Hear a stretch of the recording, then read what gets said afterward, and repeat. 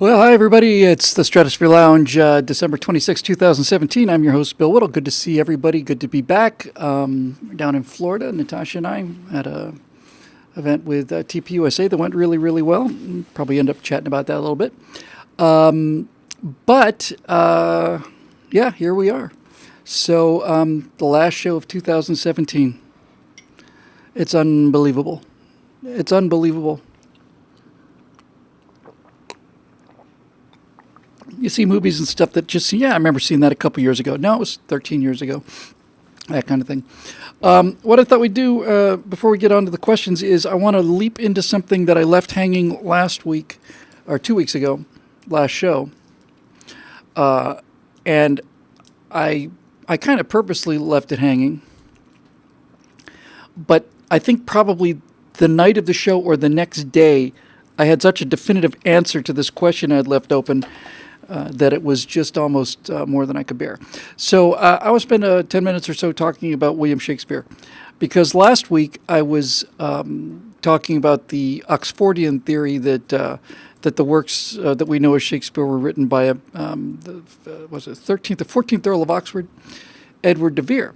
Here's what's interesting about all this: whether or not you're interested in the Shakespeare question or not, what is very, very, very interesting to me, and very pertinent, I think, to the at least line of work that I'm in anyway, is how easy it is to convince people of things and how easy it is to unconvince them if they're open to reason.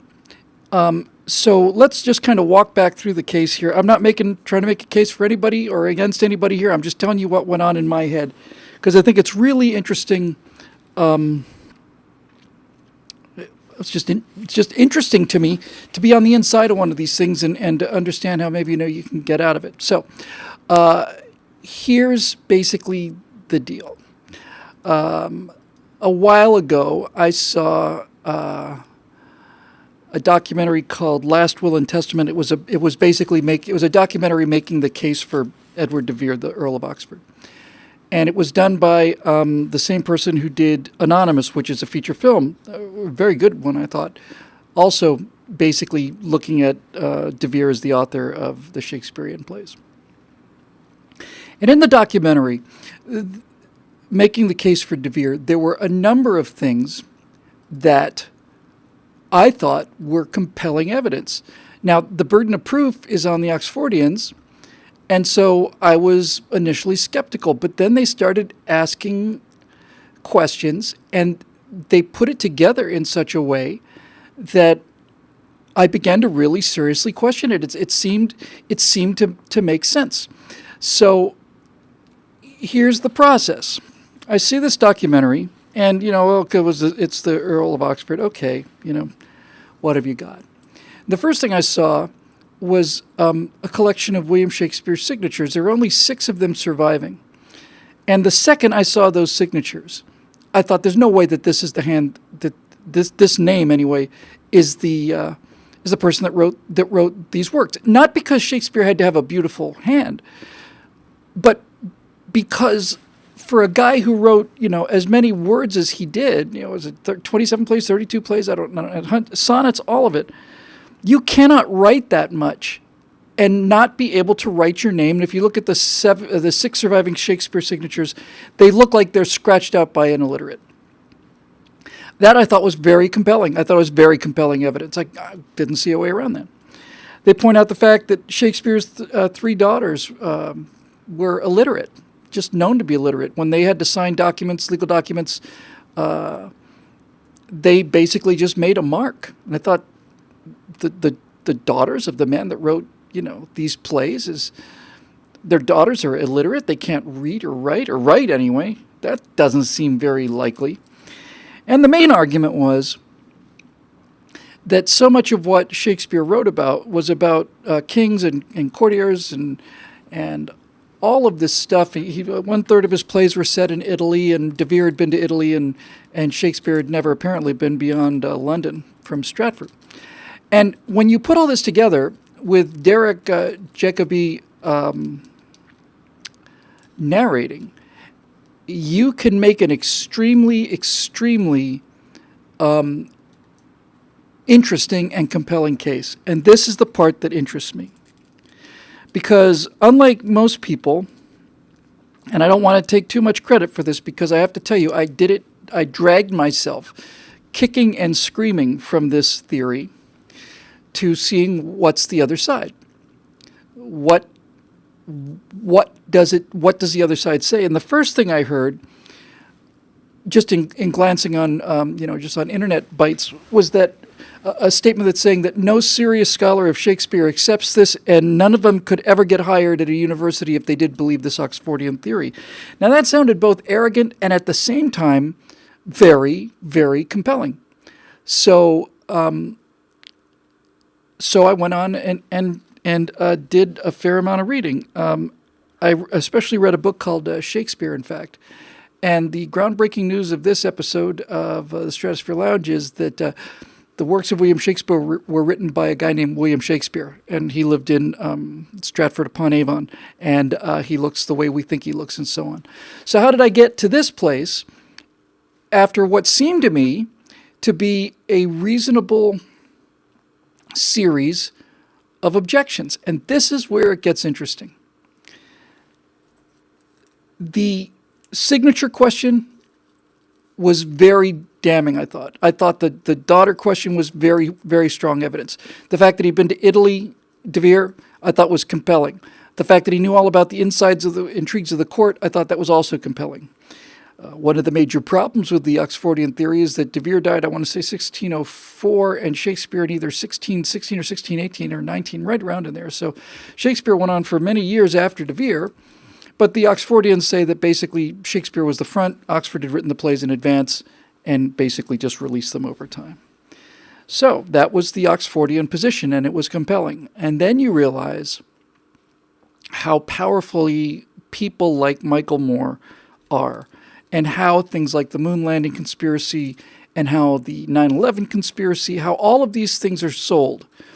They're sold by putting up a series of what appear to be rock-solid pieces of evidence, and then either intentionally I suspect more likely because they're such zealots for this cause, not including any of the potential explanations of this.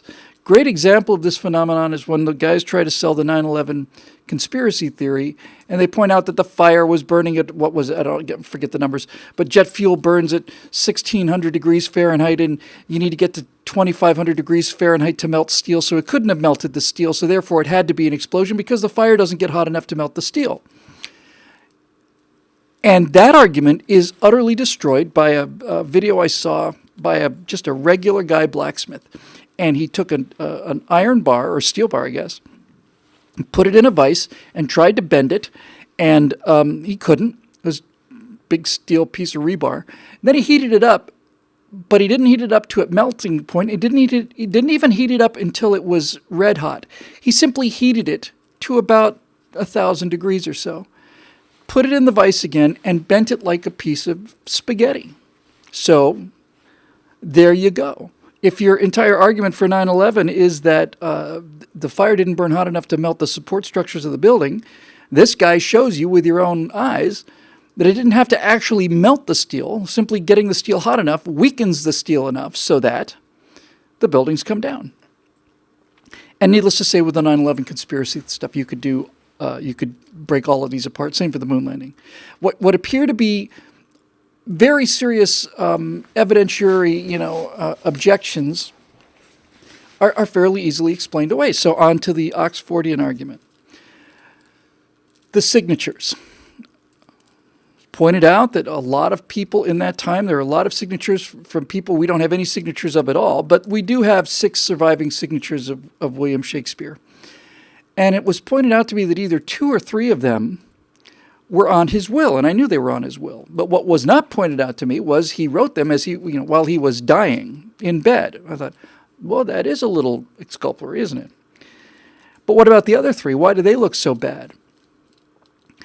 Somebody said, I don't remember the details of it, but basically when there was some kind of a legal document, there was something about a piece of leather, like there was a tab of leather or something, and so you only had a very narrow space to write in, and okay, All right, that explains it.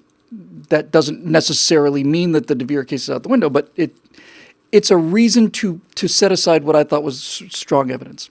So how about the idea that his daughters were illiterate? I mean, who can possibly believe that the man that wrote those plays would have 3 daughters who couldn't write? And I was thinking, this is very serious evidence.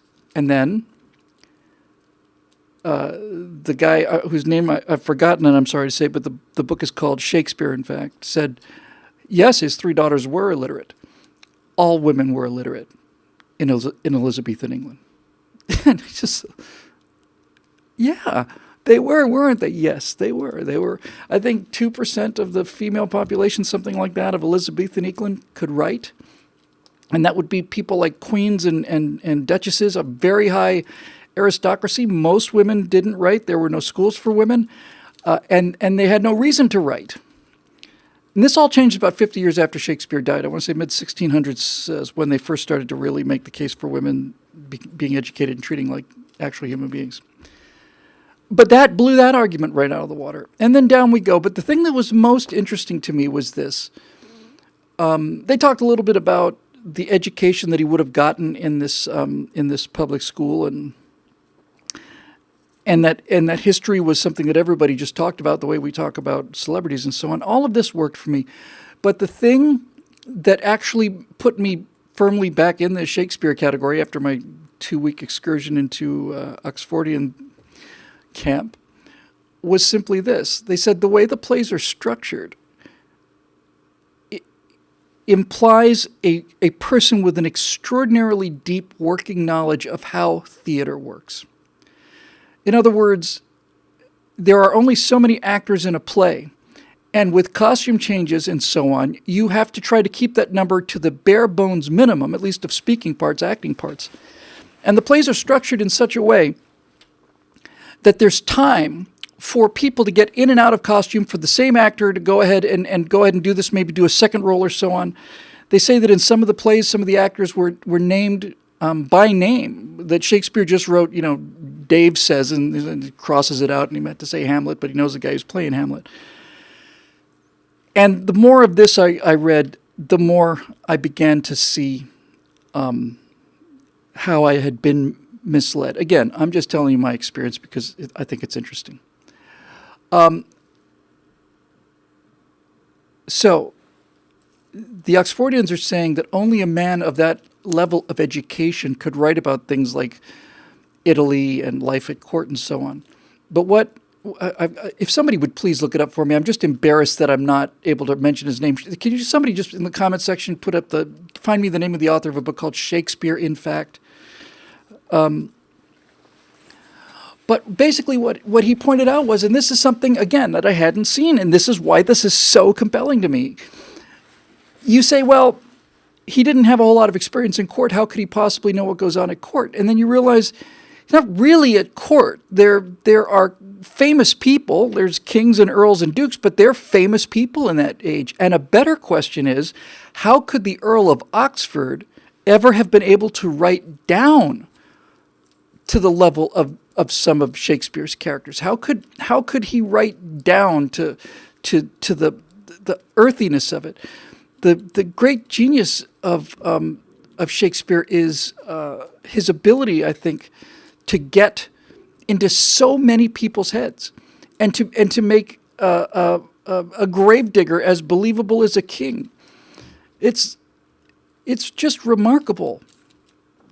And when you take it in balance like that, and you throw in all the problems with everything else, and so on and so on and so on, you find that so much of this was due to his environment. And this is the point that was really being made in this book. And I think this is a really critical point. And basically what the author said was, when Shakespeare was writing, Irvin Lee Mattis, is that the author's name? Thanks, Dave. When Shakespeare was writing, Lee Mattis, there you go. Thank you very much. Irvin Lee Mattis. Amazing how fast this comes in. When Shakespeare was writing, he was writing during an English Renaissance. And he wasn't the only guy writing. And in point of fact, he wasn't the most famous guy writing at the time. Francis Bacon had done some writing, and what's his name? Christopher Marlowe. But Ben Jonson was the big up and comer then, and so Shakespeare is mentioned with a bunch of these people, and when they start breaking down people who do nothing but study Shakespeare, his vocabulary, his style, his rhythms, and so on, say that many of the later plays of Shakespeare were co-written with other authors, and that the other authors' marks are as clear in those later plays as Shakespeare's are. And so basically what he was a part of an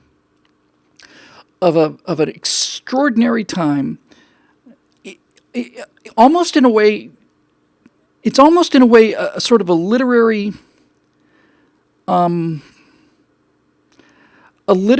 sort of an analog to the Founding Fathers, where you found a bunch of extremely bright people in each other's company, and the company of each other not only brought out the best of each individual, but propelled them to heights that they never ever would have reached without that company. So Jefferson was a brilliant guy, and Adams was a brilliant guy, and Franklin was a brilliant guy, and all the rest.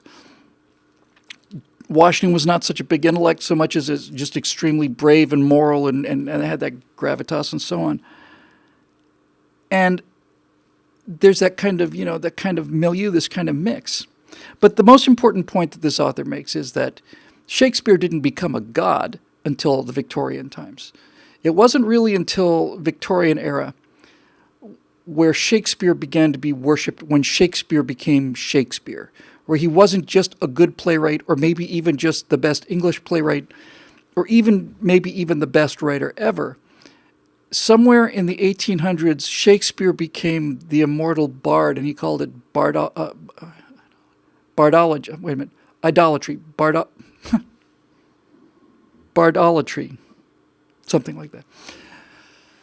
He wasn't worshipped.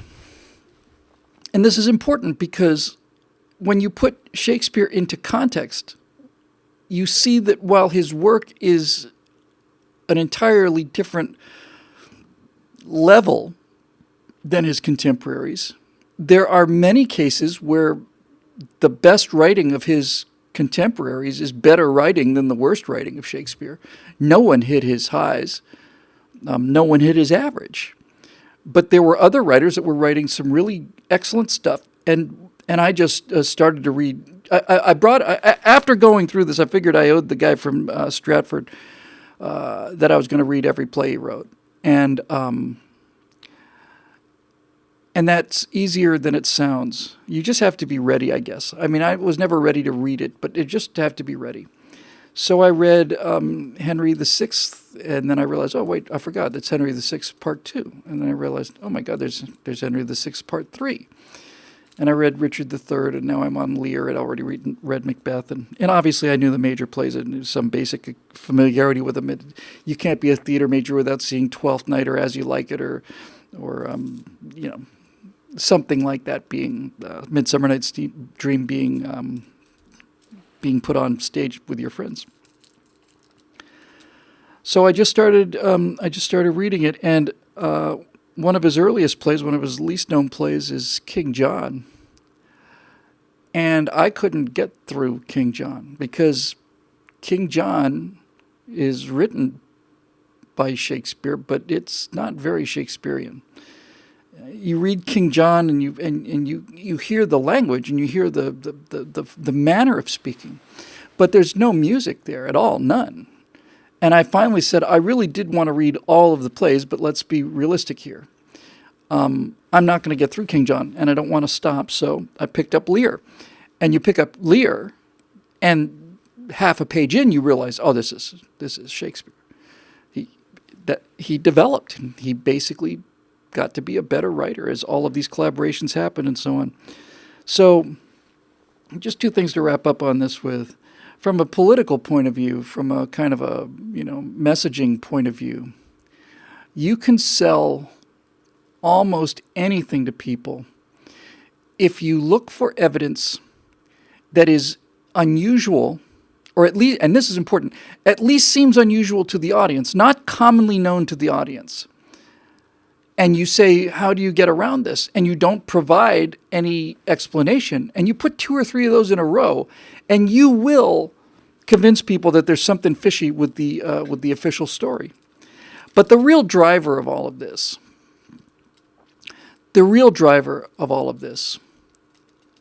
is emotional.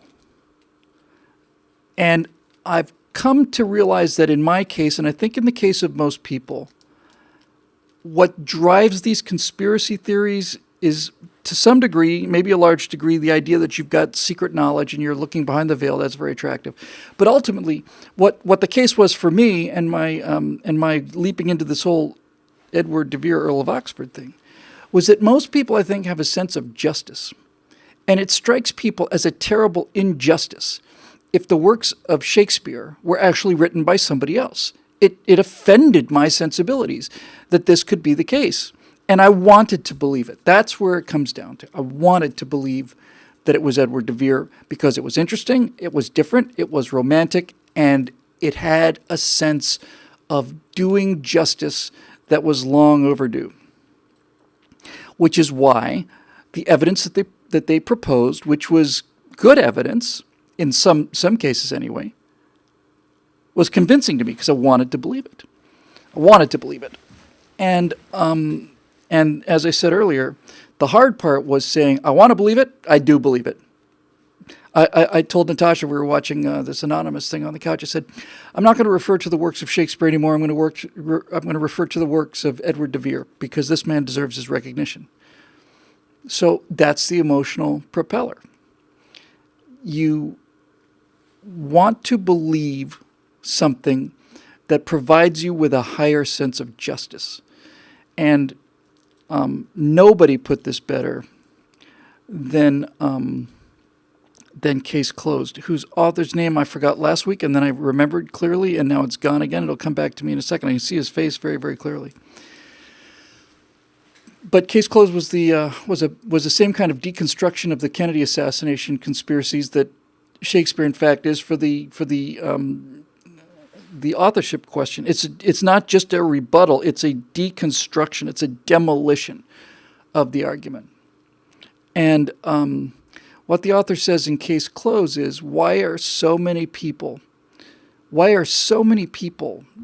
drawn to this idea that there was a conspiracy to kill Kennedy, that there were multiple shooters, that it was maybe the CIA, or maybe it was Johnson, or maybe it was Castro. What is it that's so appealing to this idea that keeps people believing something, even in the face of a book like Case Closed, which simply closes the case? There's no question about it in my mind.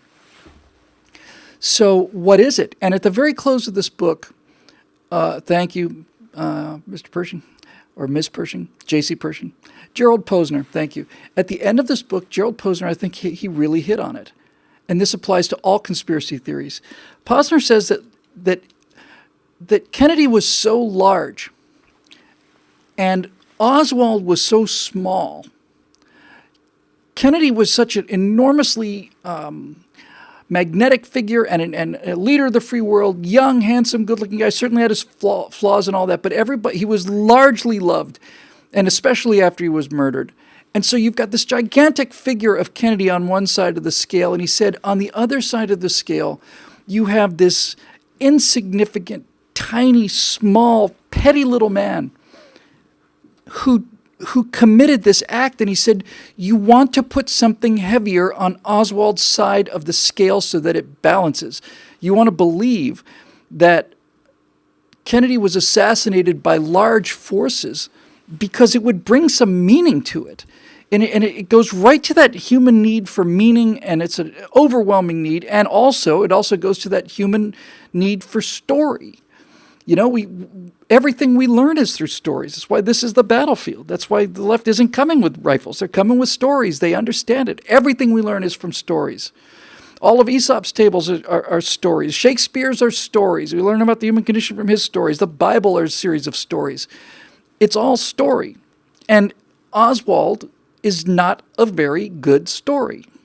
Although Posner makes him a good story. You start getting into the details of Oswald. It's actually very interesting. But People wanted more. They wanted a punchier ending, as we would say in Hollywood.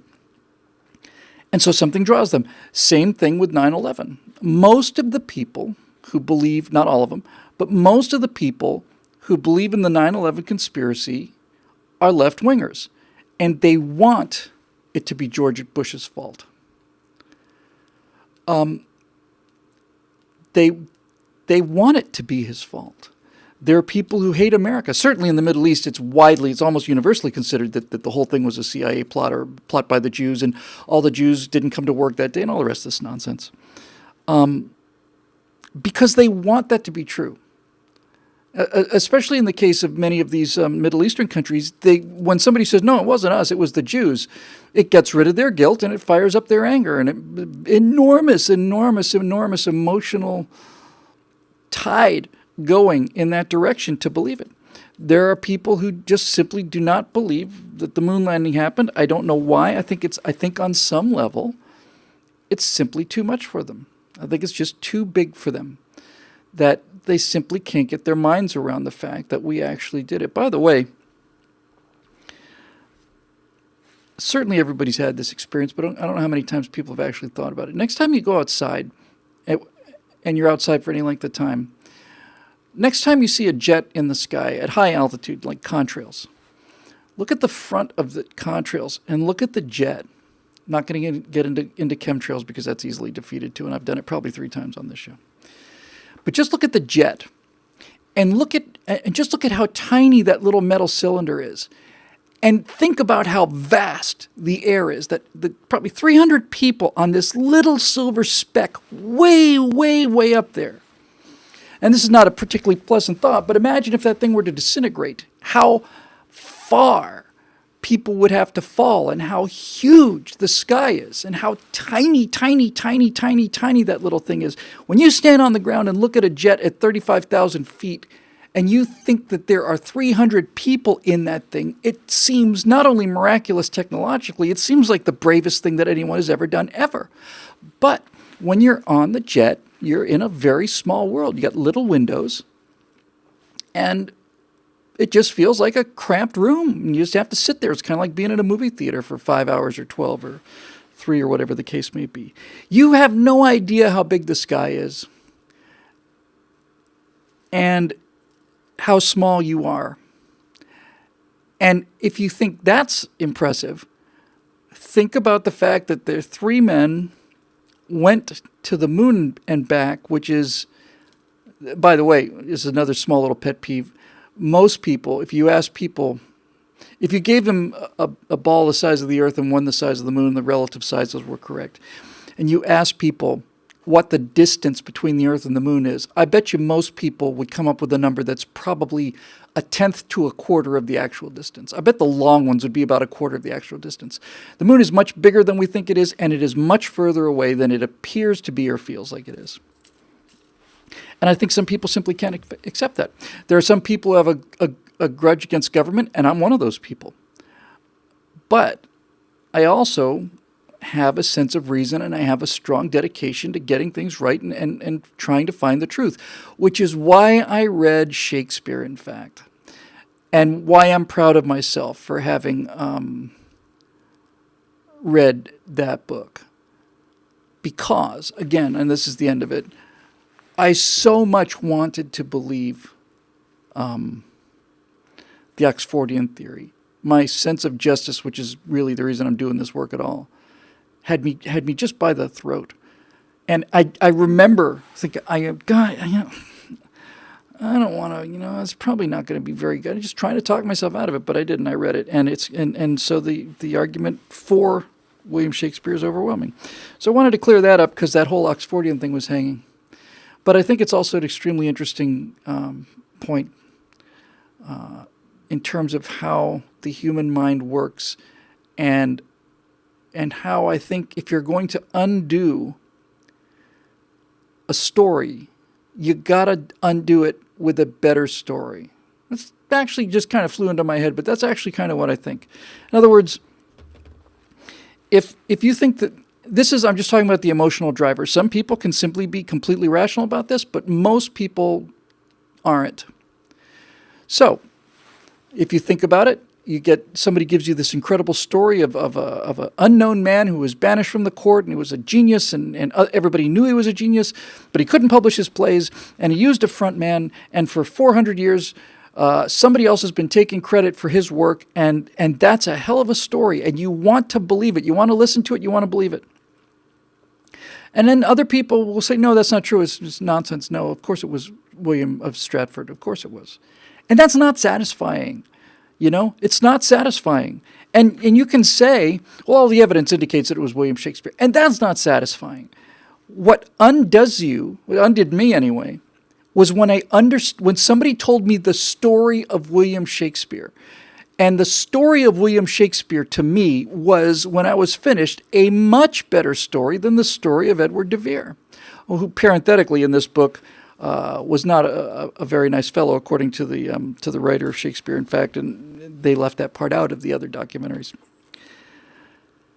So there it is. If you want to get people off of the moon landing conspiracy, they believe in the moon landing conspiracy because they don't know the engineering.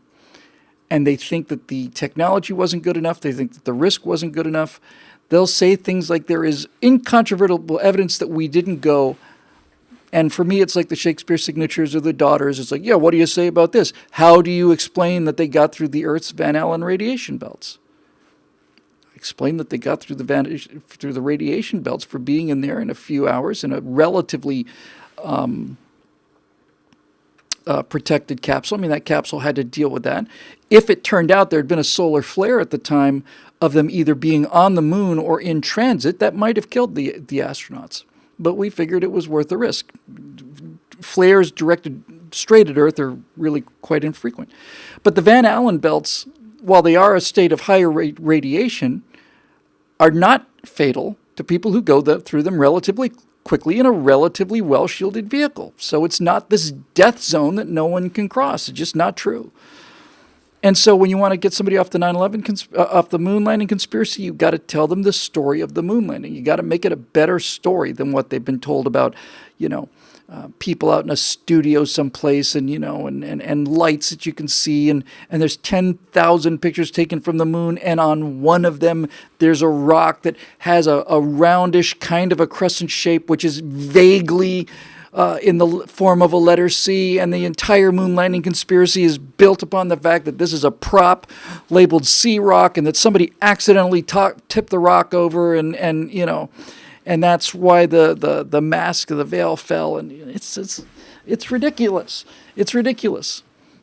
The death knell of the Apollo moon landing hoax is that it's easier to go to the moon than it is to build a studio that size in a vacuum, and it has to be in a vacuum because without a vacuum, you don't get the dust doing what it's doing.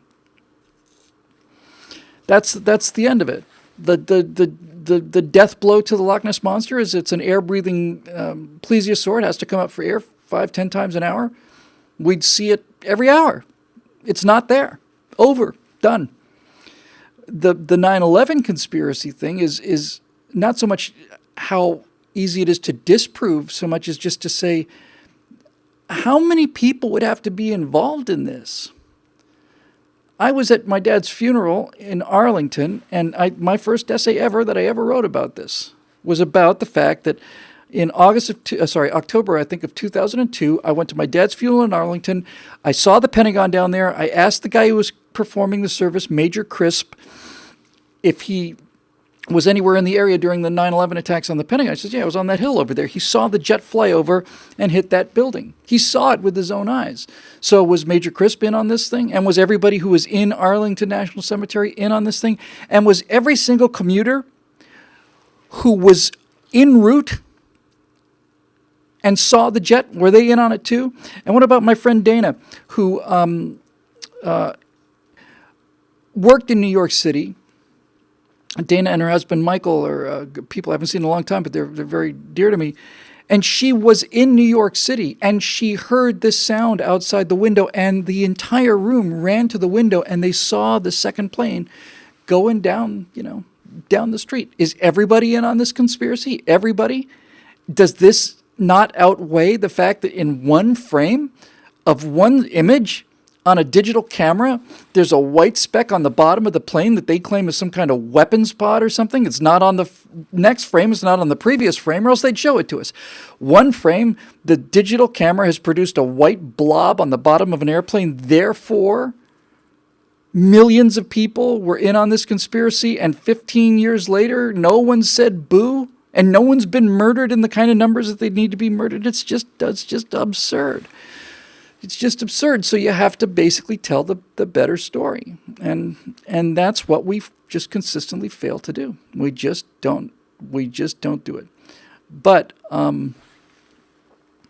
the author of Shakespeare, in fact, did a very compelling job and made me really wish I'd gotten to know him. I've always had that feeling about Mark Twain, but now with Shakespeare, I feel like it would have been a fun guy to hang with. And it would have been something to be in a company of writers like Shakespeare and Francis Bacon and Ben Jonson and Chris Marlowe and a few others. And Bindlestiff just asked, wonder what I think about Holocaust conspiracies. Somebody please, I don't remember. Bindlestiff, this will be worth your time. If somebody could please post in the comments section whatever Stratosphere Lounge it was where the guy came in and said that the gas chambers never happened, and yours truly went absolutely nuclear. You see what I did there?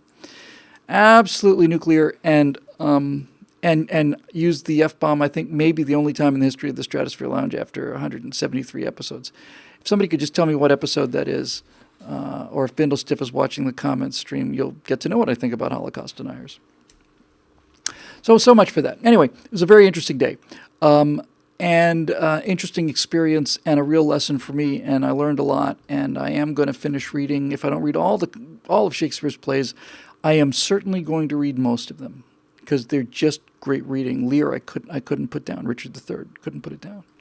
And I went through and started highlighting pieces of verse, not the big famous quotes, although those as well, but things that just tickled me. They just said I thought was just interesting.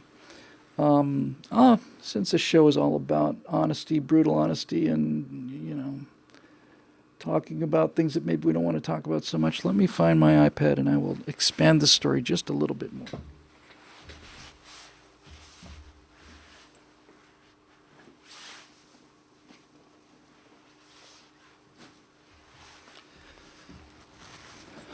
So, this was 2017 was a year of some hard lessons for me. I went to the TPUSA conference, and we got there for for Friday night. I'm sorry, the first night, which was Monday night, and it was Donald Trump Jr. and then Dennis Prager and then Dinesh D'Souza and then Ben Shapiro. Ben Shapiro got the kind of cheers that you'd think it was Taylor Swift or something. And I remember thinking, I really want to be up there because I know I can do, I know I can really light this room up. And it was the best audience I've ever heard. I've never, ever been in a room that was that hot. But I didn't get to do it, and I wasn't a main stage speaker the next day. I was in a breakout room, and I realized that a lot of this was due to my excessive pride in things. And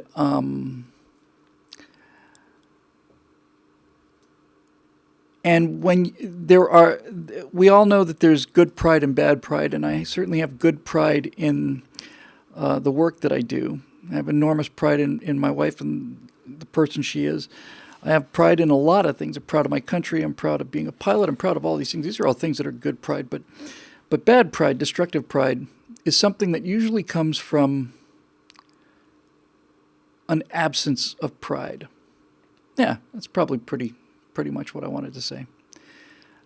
Overweening pride, standing on your, gathering your laurels about you, and then you're thundering, your righteousness, that kind of pride, usually comes from a background of not having any respect or pride of any kind. And so when you finally do develop some, it almost gets a little bit overdeveloped. It's like you get kind of defensive about it. And, the negotiations with the NRA fell through. A lot of that was pride on my part. A lot of it was the fact that I didn't think they were, well, all of it was the fact I didn't think they were treating me fairly, and I didn't think they were dealing with me, and I don't want to say they weren't dealing with me dishonestly, but they were dealing with me in a very adversarial, cutthroat kind of way, and I thought I deserved better than that. So rather than cave in, I just said, no, okay, walk away. And that was a shame because I liked working for them, and we needed the money. So that was pride, and other occasions of things where I've just simply decided not to do it because I just didn't think it looked good. I have to say in my defense that I have always been and continue to be the last guy out of the room at any event I go to. People have been late picking me up, and sometimes there's no one picked me up, and I as often stayed in a Motel 6 as I have in a Radisson or a DoubleTree or something. And I have no problem with this at all. I have no pretensions about this at all. I love my work. I love meeting people on the public speaking trips especially. But I am very protective about my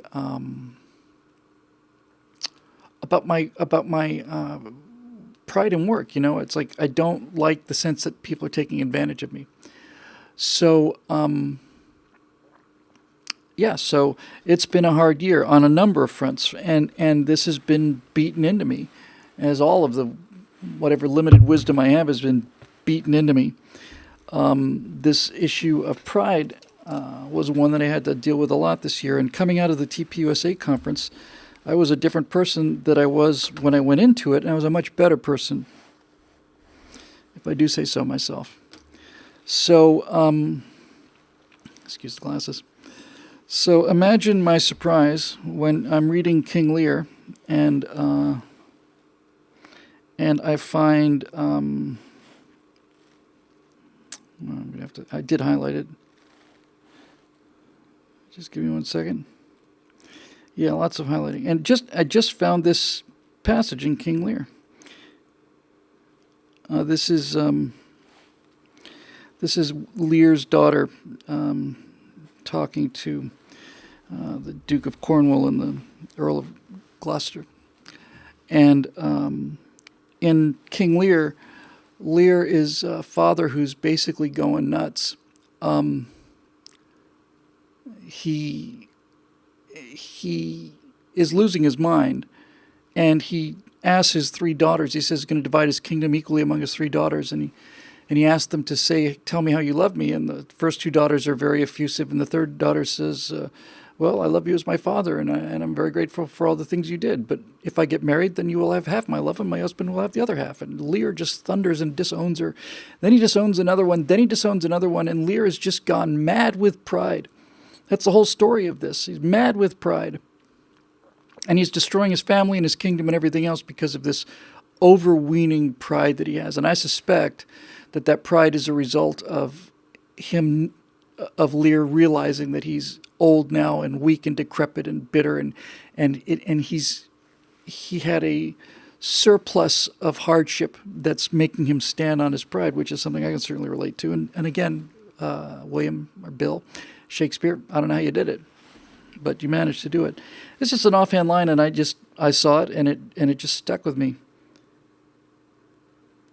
And Reagan is talking about King Lear, talking about her father, and she says, "Oh, sir, to willful men, the injuries that they themselves procure must be their schoolmasters." And yeah, willful men, that's me. Proud people who are proud in the wrong way, people who are standing on their pride, willful people who don't want to compromise when they feel like they're right.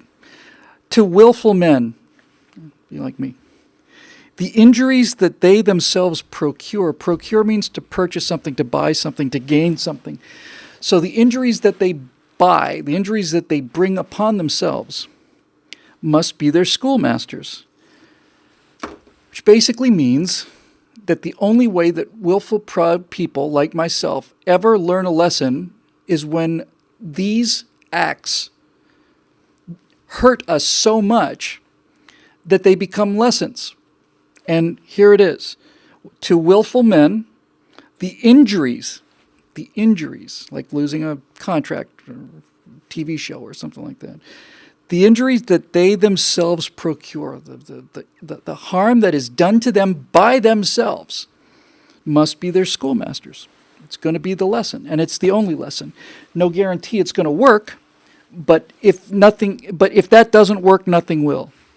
Proud people have to have their pride beaten out of them by the damage that their pride is doing, and that's essentially the story of King Lear, and this is the story of 2017 for me. I don't believe Lear turns out very happily. I know my story is going to turn out happily, mostly because my wife is so unbelievably patient with me, and this certainly is better than I deserve. But in any event, it was an interesting couple weeks with me and my buddy Bill Shakespeare, and I expect we're going to be hanging out together in the future. All right, on to the questions. We've managed to burn about an hour, almost an hour on that. Let's have a look at what we have here today.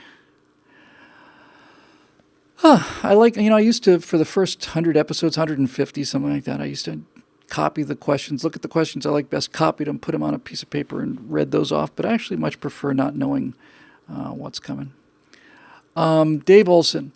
Is Die Hard a Christmas movie? What makes a Christmas movie? Some people try to classify Lethal Weapon as a Christmas movie, but that one could take place on the 4th of July or Arbor Day and the plot would be identical. But Christmas is central to Die Hard. What say you? What say you, good sirrah? I haven't seen Die Hard in one piece, Dave. I know it's a really good movie, and I've heard people having the Christmas movie discussion about Die Hard before, but every now and then I have to say I just don't know, and this is one of those cases where I just don't know. I do know that It's a Wonderful Life is a Christmas movie, and in one of our right angles that we shot last night, they're a day late because we didn't get to shoot him yesterday morning, had to shoot him at night because of the holidays. Scott was at work. Scott's segment of Right Angle this week was about the fact that he went to the movies and he had a spectacularly good time. He saw a movie twice for maybe I think he said the second time in his life or something. He went to see The World's Greatest Showman and he just loved it. And he asked me what I thought about, the idea of Hollywood making a good movie that made you feel good, to come out feeling good. And I said, well, Scott, culture is like anything else, like engineering, especially it's like software. I mean, it's malleable, so garbage in, garbage out, right? Surely you remember that timeless Christmas classic, It's a Meaningless Life,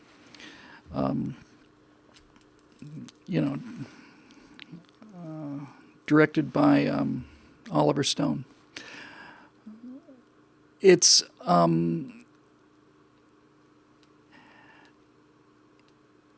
as I credit him in the Right Angle segment, Lionel Chetwin pointed out to me that It's a Wonderful Life is an exceedingly political movie.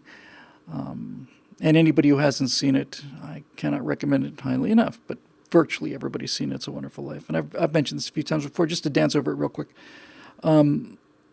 Because in It's a Wonderful Life, Frank Capra shows America to be a fundamentally good place. Bedford Falls is America. It's any town, USA.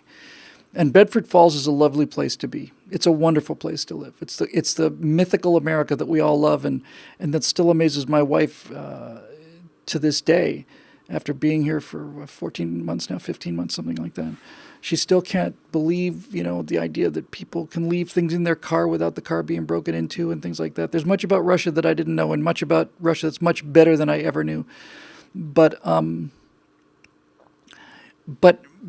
that fundamental decency of America, that fundamental friendliness and kindness strikes my Russian wife all the time, and me quite a bit, but not as much as her because I haven't lived without it. But It's a Wonderful Life is a political movie because what it basically is saying is not just that America's a good place.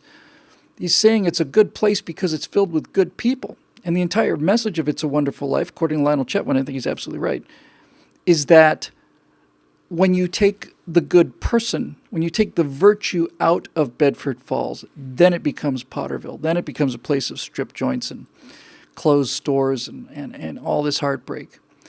But that's not its natural condition. And when the people who live in Bedford Falls, the virtuous people like George Bailey, because they're all virtuous. We just followed George Bailey's story. It was just anybody's story. Could have been anybody's story. But when George Bailey is removed from Bedford Falls, it becomes a horrible place. And when George Bailey returns to Bedford Falls at the end of that movie, it becomes Bedford Falls again. And he's the richest man in Bedford Falls. That is not just a Christmas movie, it's a political movie. And just since I can't really answer your question, but you certainly deserve a little bit of my time, I'll just say one more thing. And again, I'm repeating what I said on the Right Angle show, but that's okay. Sometimes different audiences.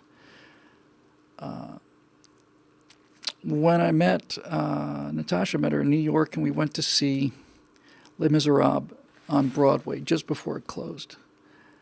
And that is simply the best thing I've ever seen. That particular staging of that show is the best thing I've ever seen. And the end of that play, that play contains everything. There's every relationship is in that play. There's father-daughter relationship, father-son relationship, boyfriend-girlfriend relationship, enemies, adversaries, unwanted love, all it's all there. And when this whole thing comes together, at the end, it's impossible for anybody with a soul of any kind to not be moved to tears. I mean, you just hear people just sobbing under their breath at the end of this play when Valjean dies and then this rousing ending. Now, the point of all this is when you walk out of something like that, and I'm not talking about walking out into Cowtown, and God bless Cowtown, by the way. But when you walk out from an experience like that onto something as exciting and as kind of real and as loud, as bright as the streets of New York City at nighttime, you feel like you're not entering reality so much as you're leaving reality. That the emotional pitch and the intensity of everything that you felt in that theater in the last 3 hours makes the real world feel like a sleepwalking dream, that the actual reality of human experience is not out here on the streets. It's in there. That's what it's all about. That's storytelling at the very best level, and not just storytelling in terms of the script or the acting. It's the lighting, it's the music, it's the sets, it's costumes, all of it. And it gives you a sense of having had so many emotions wrung out of you in such a short period of time, and done so artfully, and done in such a way that you don't feel awful afterwards, done to raise you up, not to bring you down. And that's certainly the reaction that Scott had to World's Greatest Showman, which I certainly would like to go see now based on that. So while I can't answer the diehard question for you, Dave, I can tell you that that despite my disgust at what this city has become from the days of It's a Wonderful Life, and despite the pain of seeing so much talent being put to such bad usage, such poor usage, in some cases such evil usage, so much talent being either thrown away or actively used to advance really bad and dangerous and deadly ideas. It's sad to realize what it's capable of when it's firing on all cylinders, and apparently that's what was happening with World's Greatest Showman. So I'm looking forward to seeing it. Hugh Jackman, I think it's the story of P.T. Barnum, although needless to say, P.T. Barnum didn't strike me as a charming guy who was a great dancer and singer. But Hugh Jackman has been married to the same woman for 27 years, 33 years, whatever. He seems to be one of the very few people in Hollywood, he's actually Australian, who is a genuinely nice guy. And I've never heard a bad thing about him. I've never heard him utter a political opinion of any kind. So, good for him. Yeah, anyway. Coming up next, our friend Jim Samples says it's been 172 lounges so far. It might actually be 173 or 74. I know there's at least one, but maybe two lost episodes, Jim, but I digress, as usual. Have you yet to take the time to create a flight checklist on the proper starting and run-up procedures to ensure the Stratosphere Lounge is flight ready before you try flying the pattern? It really doesn't matter to the rest of us. We're just kind of get a kick out of the crosswind, rough and bumpy takeoffs. We're just worried about the pilot constantly banging his head over it. You know how important a checklist is. What a superb question. No, after 173 episodes, it had not occurred to me to do a checklist. And part of that is, don't take this the wrong way, and you're going to. Part of that is because I don't care about the show that much. And what I mean by that is not that I don't care about the show. Not that I don't care, but let me rephrase that. I don't care about this show that much. I care about the audience very much. And I care to some degree about what I say. I've said some good things in here, and I certainly know that some of the things I've said in the Stratosphere Lounge have been things that have helped people, and that's very satisfying. But as far as the show goes, I just don't care. And I never have. The whole idea of the show, of the Stratosphere Lounge, is for me to sit down and turn on a camera and not prep at all. You know, it's why I can do it. I can do it because it doesn't take anything. And the idea, this is going to sound so awful. The idea of me getting here early and sitting down and making sure everything's working before I start the Stratosphere Lounge is just a bizarre thought to me. I know a lot of people say that the technical failures of the worst produced show on the internet give it a certain amount of charm, and I suppose it does. Certainly it keeps adding humility to the mix, which is something I need injections of frequently. But I think, obviously, I like it this way, or else I wouldn't be doing it after 4 years or 5 or whatever it is. And furthermore, you're absolutely right about being concerned about the pilot banging his head, because when things don't work, I'm not pretending to be angry. I'm genuinely, really pretty upset. But that's part of the game too, I guess. I just like this show because it's just get to sit down and have a chance to talk to people like I'm talking to them at a bar or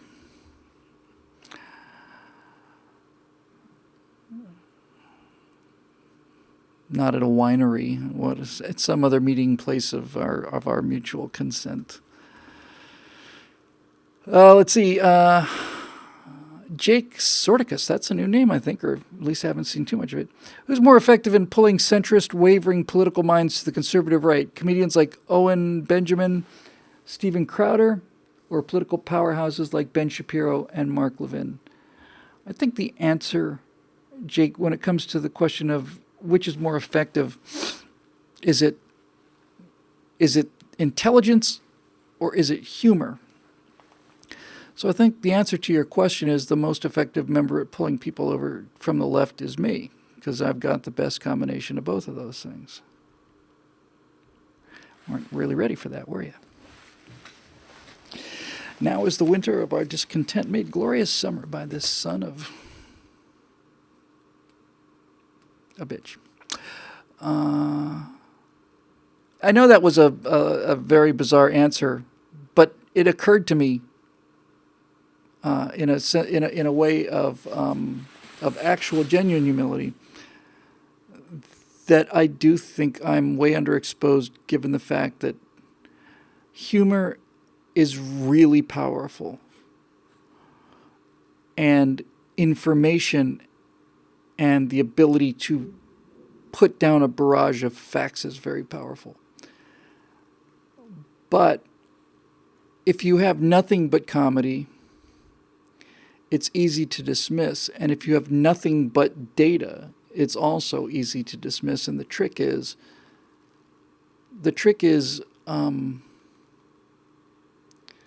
finding a way to stake the information into the emotional ground with little pegs of humor. So and virtually everything I do in terms of humor is spontaneous. I don't certainly don't sit and pre-write any of these jokes, although I'm certainly not above reusing things that I've come up with spontaneously, but usually it's just something that just comes out of my mouth. And parenthetically, at the breakout session on TPUSA, we did another one of those situations where I have conservative students ask me the questions that they get asked by their progressive betters, and I say, ask me in the same condescending, sneering, awful tone that you use. And somebody asked me a particularly offensive question, something along the lines of, how can a white person possibly connect to the state of black America? And I looked at this person and I said, that is the most disgusting and obnoxious question I've ever heard. Have you ever in your life been out on a second date? Ever once? I was rather proud of that. But the one that I was really proud of was this. I'm sitting there and I'm waiting for people, and somebody asked me the question, and I stop the clock and I say, okay, I'm going to answer in 1 minute, in 60 seconds. But before we do that, let's see what the question's really about, because I like breaking down the everything that the left says and does, all of their policies, all of their questions, all of their criticisms come down to, when you get right down to it, they all operate off the same principle, and the principle is, how is what I'm saying as a leftist make me a better person than you? How can I elevate myself above you morally, intellectually, or both? And once you understand that's the objective, is simply to show that they're better people than other people, which comes from a lack of self-esteem. But when you understand that, then you can decode everything. Then then you've got the Rosetta Stone. Now you know how to translate the question. And once you understand where that's coming from, it's really useful. But in any event, speaking of thinking on your feet, and humor, somebody said, okay, well, what do you have to say about the crime of cultural appropriation? And I said, kind of interesting that we're having this discussion in English, isn't it? And the room just exploded. I mean, it just exploded. And I was about to go on and finally learn my lesson and say, sometimes it's best just to shut up after that. And yeah, that is the way you defeat the left. Not with a whole, well, no. What do you mean cultural? We're having this conversation in English. You've appropriated my language to ask me a question about cultural appropriation in. It's over when that happens. It's over. So those are the kind of things we should be doing, I think. And that's where humor can really be your friend. It can really... even people who don't like you, if you can make them laugh, it's astonishing to watch. What was that example? I'm trying to remember what the question was. It was at Cal Poly, I remember that, out in San Luis Obispo, and some guy was really not a big fan of mine, and he was, talking about this or that. I said something, we're talking about staff or faculty members or something, an engineering department in school or something. I said, look, one thing we can agree on, right, is that engineers are not exactly the most well-dressed and charming people that ever lived. And this guy was an engineering major. He just burst out laughing, and after that, he was a different guy. So I think it's both, Jake. I really do. I'm trying to think of who else does this very well. I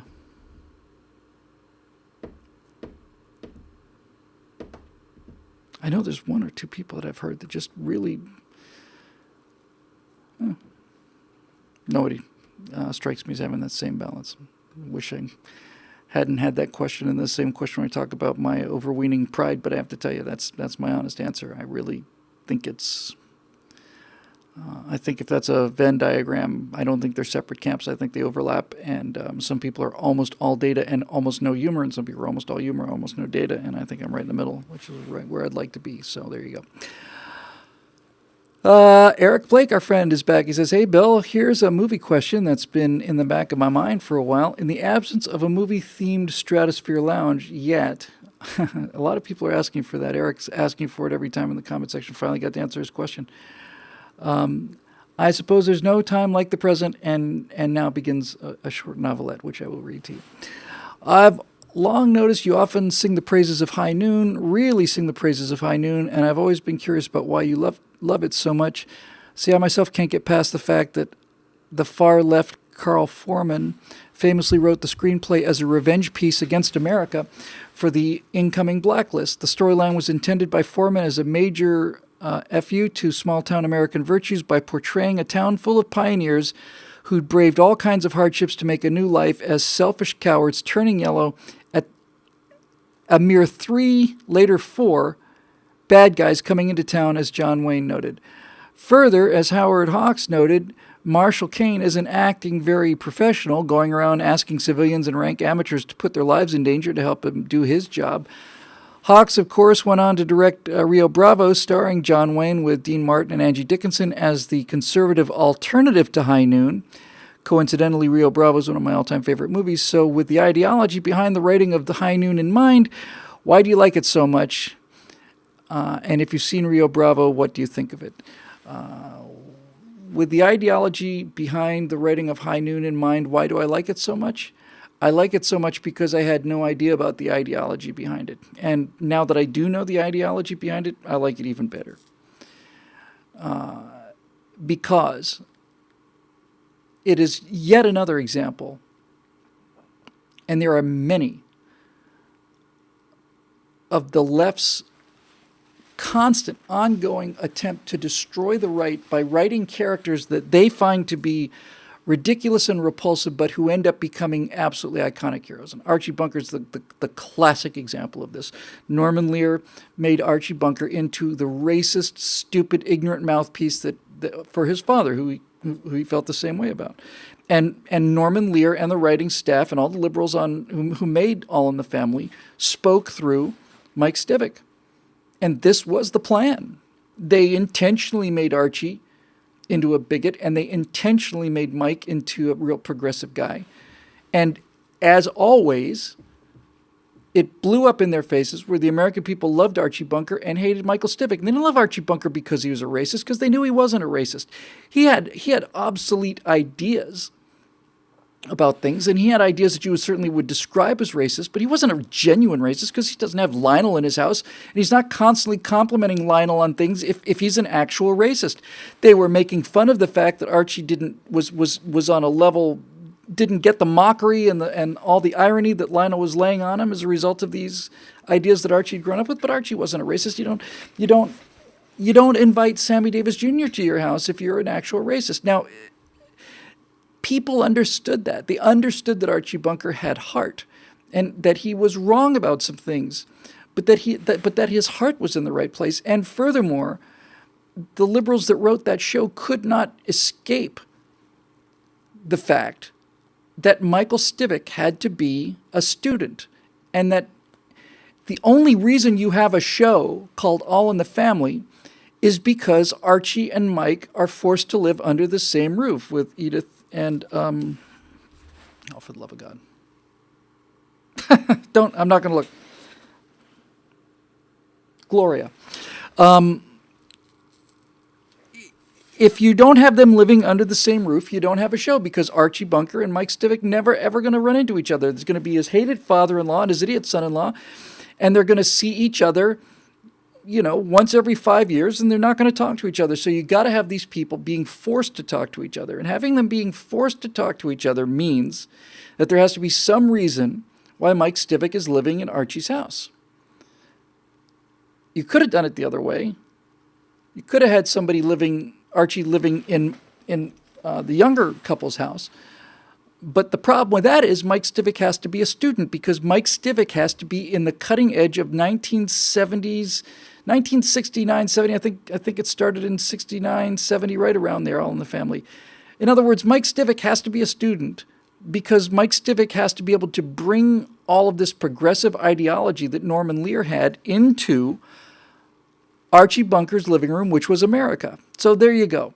Norman Lear is trying to get Americans to believe his liberal ideas, and in order for Norman Lear to get his liberalism into America, he made America into Archie Bunker's living room. He made Americans into Archie, and he and the rest of the liberal writing staff spoke through Mike Stivic as a means of educating them and bringing them up to his level, which is a very nice thing for him to do. But what they couldn't see was that this essential necessity, the necessity of having Michael at the same house as Archie, doomed them. And it doomed them because Mike Stivic, for however many years, was a leech who lived off of Archie's hard work. Archie had to get up every day at 5 in the morning and be down at the loading dock at 6, probably 6:30, something like that. And by the way, a guy who works at a loading dock's not a Republican, but whatever. So whether it never came out and spoke it, I don't ever recall ever, because I think this would have been the end of the show. It's an interesting thing I never realized about All in the Family before. It's shocking, actually, when you really think about it. I cannot remember a moment in All in the Family where Archie Bunker threatened to kick Mike out of the house. I don't think he ever used that weapon against him, which was, of course, his nuclear bomb. That was his, Michael's calling him a racist every day. Archie could have said, there's the door. Go live on the street. I don't recall that he ever used that threat. He might have, but I don't recall. I certainly didn't use it a lot. And that was also, on some level, noted by the American people. That Archie Bunker, the person we're supposed to, if not hate, then at the very least be ashamed of and feel real disgust for, gets up 5 days a week, goes to work early in the morning. Mike Stivic is sleeping in a room that Archie Bunker is paid for. Mike Stivic is waking up about the same time Archie Bunker is breaking for lunch. Then Archie has to come home every day at 5:30 or 6, and when he comes in at 6 o'clock in the evening, the first thing that Archie Bunker, after a hard day's work, gets to do is sit and listen to this lazy layabout loser son-in-law of his telling him what an awful person he is. That's what made Archie Bunker heroic. It's what made Mike Stivic loathsome. And this is the same exact thing with High Noon. I didn't know the story of High Noon at all. At all. But I like it. I like the movie better now, Eric, because it blew up in people's faces. The movie, if he was actually trying to say that, oh, okay, screw you, America, you've got this entire myth of the Wild West where everybody is so brave and so on, and everybody's a rugged individual. I'm going to destroy that by making the people of a town into cowards, and that'll show them. Then, okay, that's just perfect evidence that what's his name, Carl Foreman, doesn't understand the thing that he hates, because I love High Noon because High Noon is the story of the fundamental difference in philosophy between people in the human race. And sometimes it's called liberals, conservatives, sometimes it's called Republicans, Democrats, sometimes it's called other things, and so on and so forth. But what it really comes down to is individualists versus collectivists. That's it. There are two schools of thought in human existence in terms of how we get along, and one of them is the individualist method, and the other is the collectivist method. And the collectivist method has been what we've used since we've been people, and the individualist message is all of 230 some years old, something like that. It's brand new. In the lifetime of the species, it's a strobe, a flashbulb of trying something different. So if he's trying to say that by making the townspeople cowards, he's destroying America's image of itself, he's so bloody stupid. I'm sure he's not a stupid man, but he's so out of touch and so bitter that what he doesn't realize is that just like Norman Lear, he's completely destroyed his own argument, because the cowardice of the town is the cowardice of the collective, right? That's it. Everybody's very brave-ish sounding when everybody's in a room and they're protected by, what's the line, by dangerous men who I forget the line. Was it Orwell or you know the line? It was quoted in.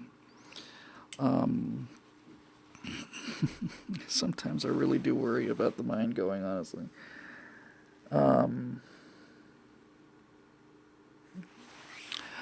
You can't handle the truth. It was C.S. Lewis or somebody. Anyway. What High Noon shows is that the individual is braver than not just any number of the collective, but braver than the entire collective combined.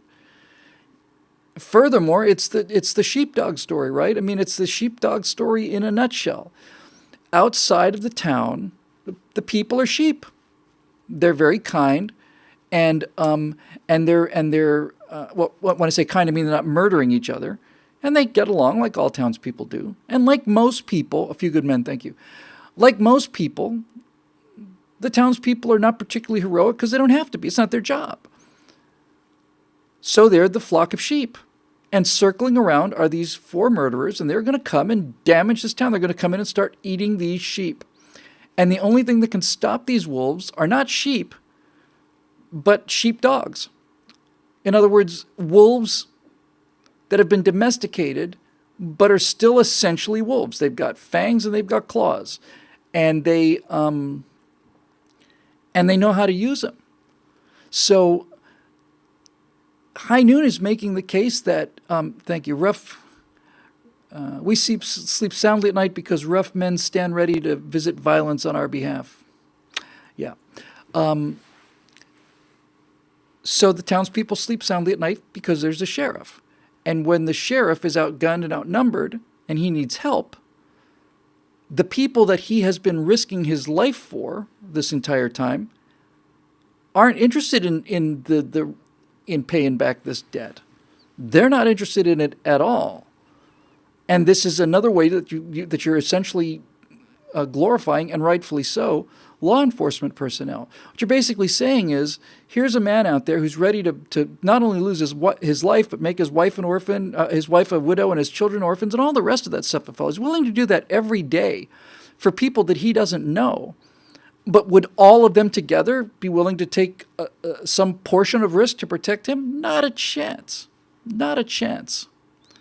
So, it's the most American story there is. It's about one man's individual heroism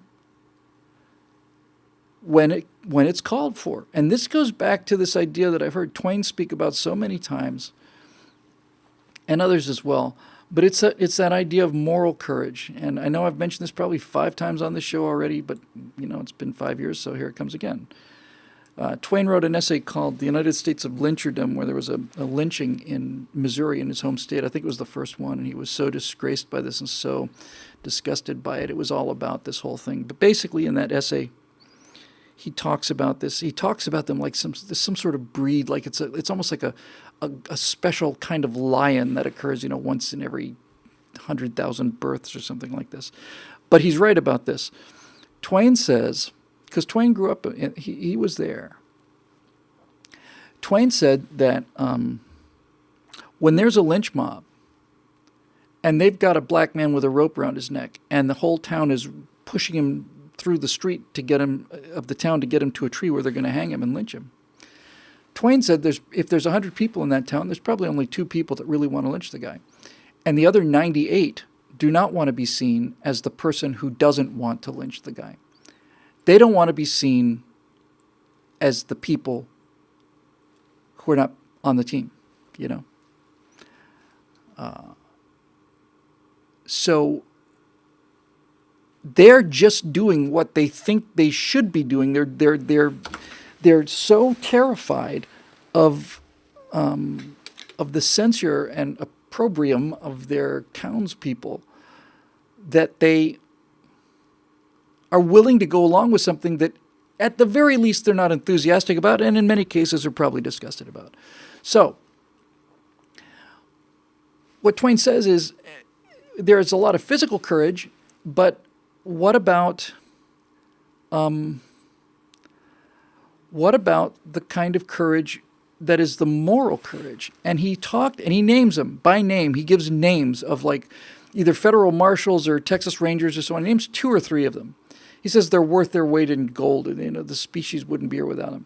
And he says men like this can walk into a crowd of 100 armed men at nighttime with pitchforks, with their blood up, and all of that kind of mammalian kind of, primate sort of death fury that happens. and that certain men, through their confidence in their bearing, it's not to say they're not afraid, it's just that they're so sure of the justice of what they're doing.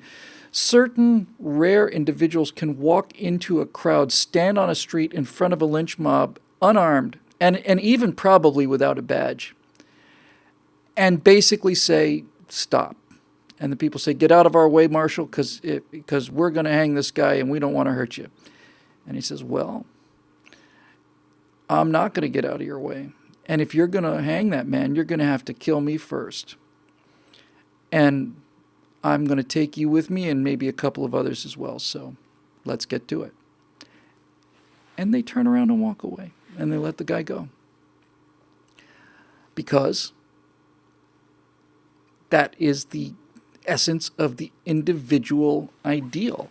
You know, there's the everybody I've ever heard, every philosopher ever commented on the seven cardinal virtues. All of them, C.S. Lewis and virtually all of them, say that the primary virtue of all of them, the number one virtue, is courage, because without courage, none of the other virtues can exist. You can't be a good person unless you've got some courage. You can be a good person when everybody else around you is good, but when everybody else around you is good and you're nothing but safe, you become a bad person. I saw this somewhere on the web. Somebody quoted it. It should be the title of my biography. It's bad times make strong men make good times make weak men make bad times. There you go. So, yeah, Gary Cooper is the essence of the individual. And there's another thing, too. You're guessing Bill is a Deadwood fan, Tim Morris at USA. You are correct, sir. Deadwood is my favorite TV show.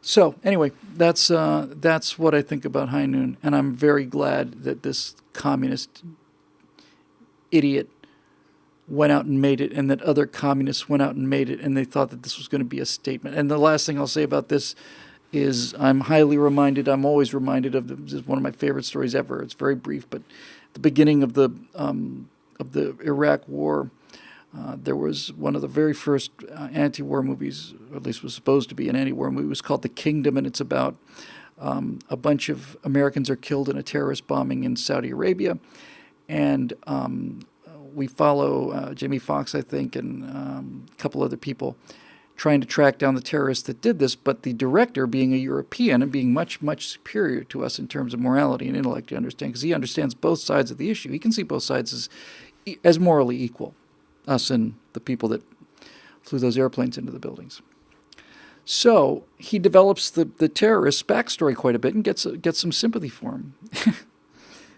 And during the preview of this movie, at the end of it, the Americans find out where these terrorists are. And as I say, we've got to learn that these terrorists are human beings with actual families and actual beliefs too, and all the rest of it.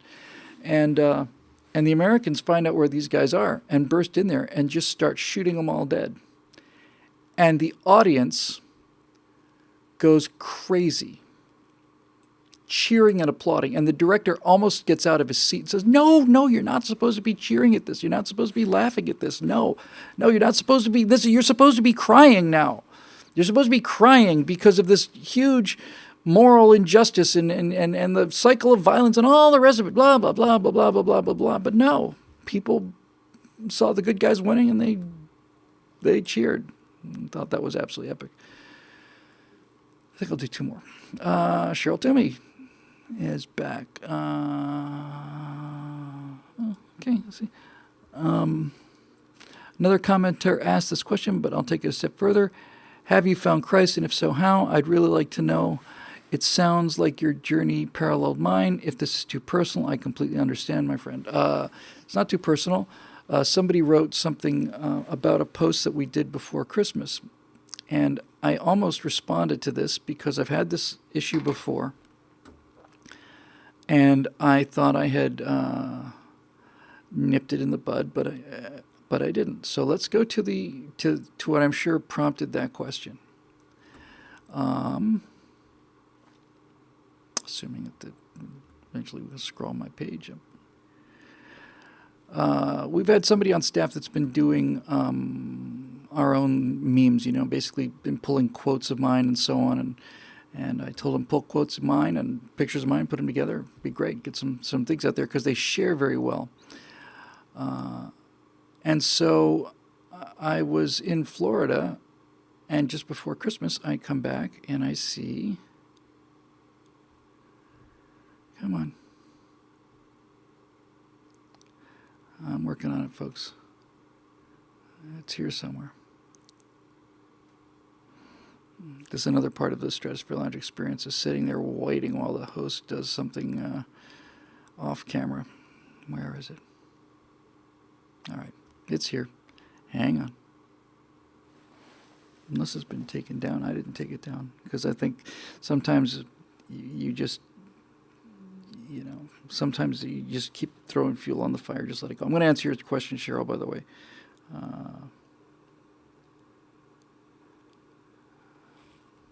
One more scroll, because I got to get the wording right. Where is it?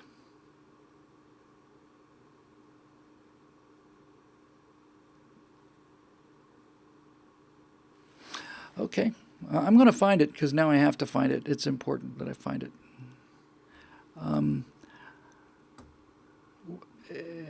Because it's just relevant, and I just I wanted to get this sort of addressed anyway.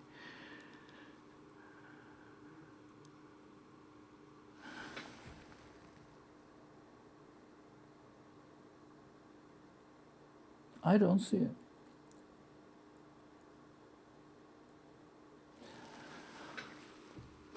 Which is odd. Maybe I don't see it.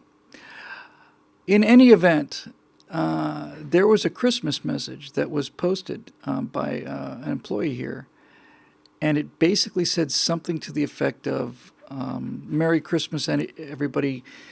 May we never lose our faith in our Lord Jesus Christ, the Savior, something like that. Thank you, Bill.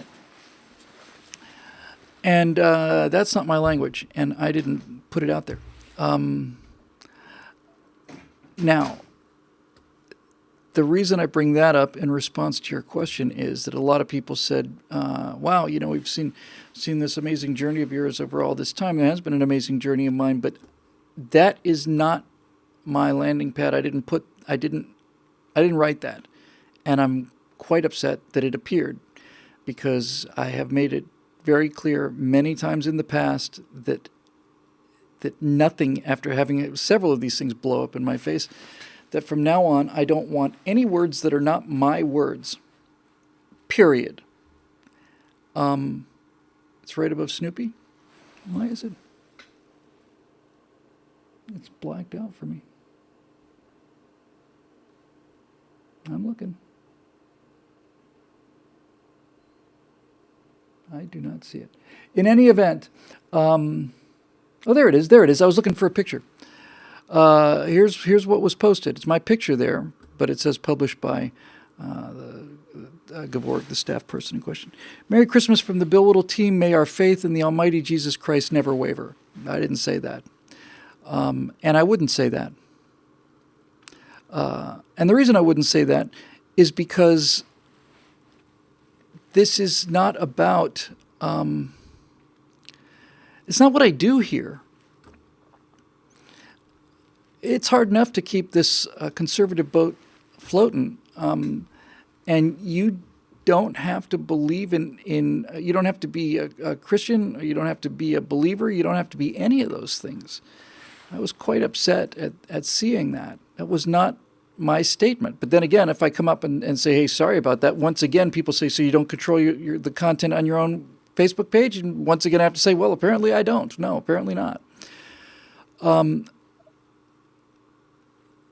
That was from the Bill Whittle team, and it had Gavorg's name on there, but his name is in light gray and small letters, and my name is in big blue letters, and my picture's there, so needless to say. That was taking some liberty with me. So where does that leave me? Well, It's I won't say it's complicated, but it bears an explanation. As most of you have been watching the show for a long time know, that for most of my life, certainly my 20s and 30s, once I became about 13, 14 years old and started getting into astronomy, and I found out about amino acids in the Carl Sagan experiment. You take the hydrogen, helium, methane, and ammonia of Jupiter or Saturn or whatever, you shoot an electric spark through it, and it creates amino acids, and amino acids are the building blocks of life, and so on. Sort of this very mechanical explanation of how life came along and evolved. I've grown quite a bit since then, but no ground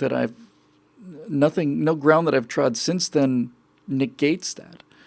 I think the scientific evidence for evolution is overwhelming, just absolutely overwhelming, and that, and not just overwhelming in terms of just the biological evidence, but the time evidence, and you can't really get away from the whole new Earth, old Earth thing, and the continental drift, and the expansion of the universe, redshift. All this stuff says that no, it's a pretty old place, and all this stuff has had time to do what it was going to do.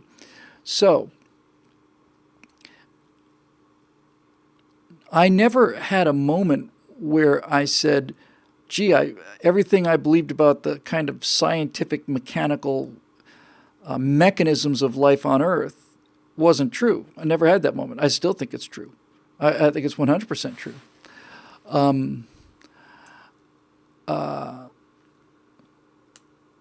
But in the same way that Einstein's theory of relativity covers velocities and gravitational fields and things that are well outside of the perception, let alone the mental framework of Isaac Newton.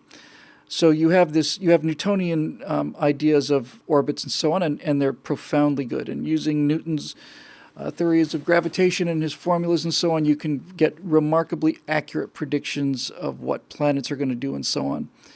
But we live on planets, and planets are things that we can see in the sky at nighttime. We have eyes to perceive planets, and when you get down to it, the perception of planets as billiard balls moving through the ether is extraordinarily good way to describe what we're seeing, but at the margins, it started to break down. There's minor observations about things were starting to break down, and stuff that Newton couldn't explain were happening. Newton saw the planets move. He along with Kepler and Copernicus and all the rest, and Tycho Brahe's observations, all the rest of it. So Newton had this picture of the world, and Einstein came in with a theory that was considerably bigger than Newton's theory, much bigger, covered lots of ground outside the boundaries of what Newtonian physics covered. But the critical thing here, and this is absolutely essential, is that nothing in relativity contradicted Newtonian physics. It enlarged on it, and it took physics and took our view of how the world is built, how the universe is built, into places far beyond what Newton imagined. But even under relativity, objects the size of planets moving at the velocities that they move behave exactly the way that Isaac Newton said that they do. And I'm not aware that they say Newton discovered gravity. He became aware of the phenomenon of gravity, and he was certainly key in understanding that this force that nobody could explain, and we still have a very hard time explaining, was responsible for keeping these objects that were formerly traveling in a straight line into a curved line and not accelerating, not decelerating, not being acted on by external forces, so on, so on, and so on, and so on, and so on. But Einstein comes along, he has a bigger view of the world than Newton did, but it doesn't contradict what Newton did. It doesn't just say, no, you're wrong, throw it out. It just says, you're right within these narrow circumstances. But when you get into wider circumstances, your theory doesn't cover what mine does. And they're still looking for a theory that's going to basically do for Einstein what Einstein did to Newton. So I know this is a roundabout answer to your question, but since you asked, deserve an honest answer. That aspect of the whole thing, I still believe in completely, and I believe it because I think there's overwhelming evidence for it. And if there wasn't, or overwhelming evidence to the contrary, I would change my mind. But it occurred to me, probably about 2008 or 9 or so, that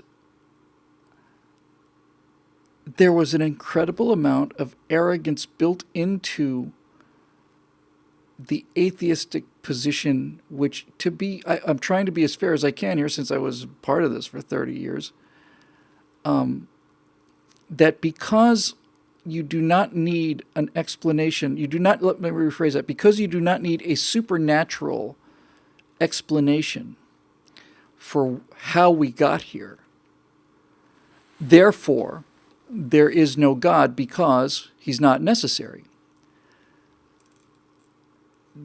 That argument made sense to me for a long time, and now not so much, and I'll tell you why. Because of two scientific truths. This is what I'm about to do. The philosophy behind what I'm about to tell you is debatable, but what I'm about to tell you is experimentally proven as anything in the world.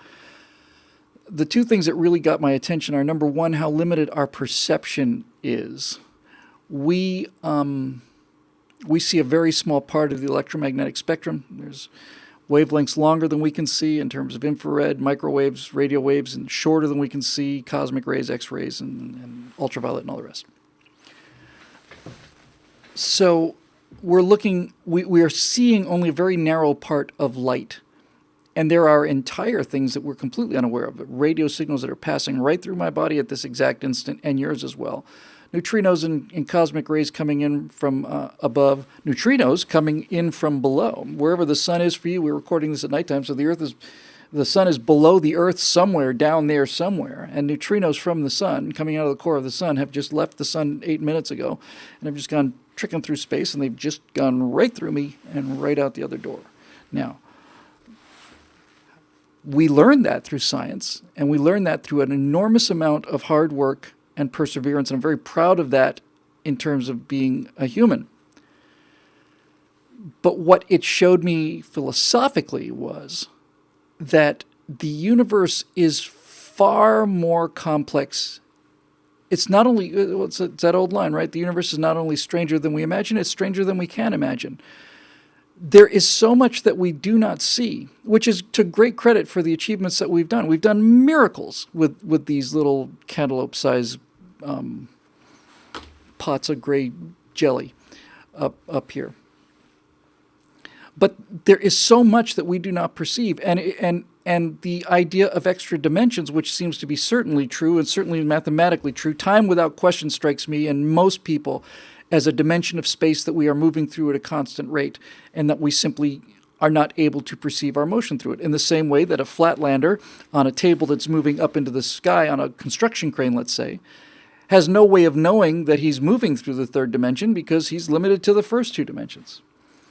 One of the things, I don't know if this was somebody else gave this to me or whether I came up with it on my own, doesn't really matter, I guess.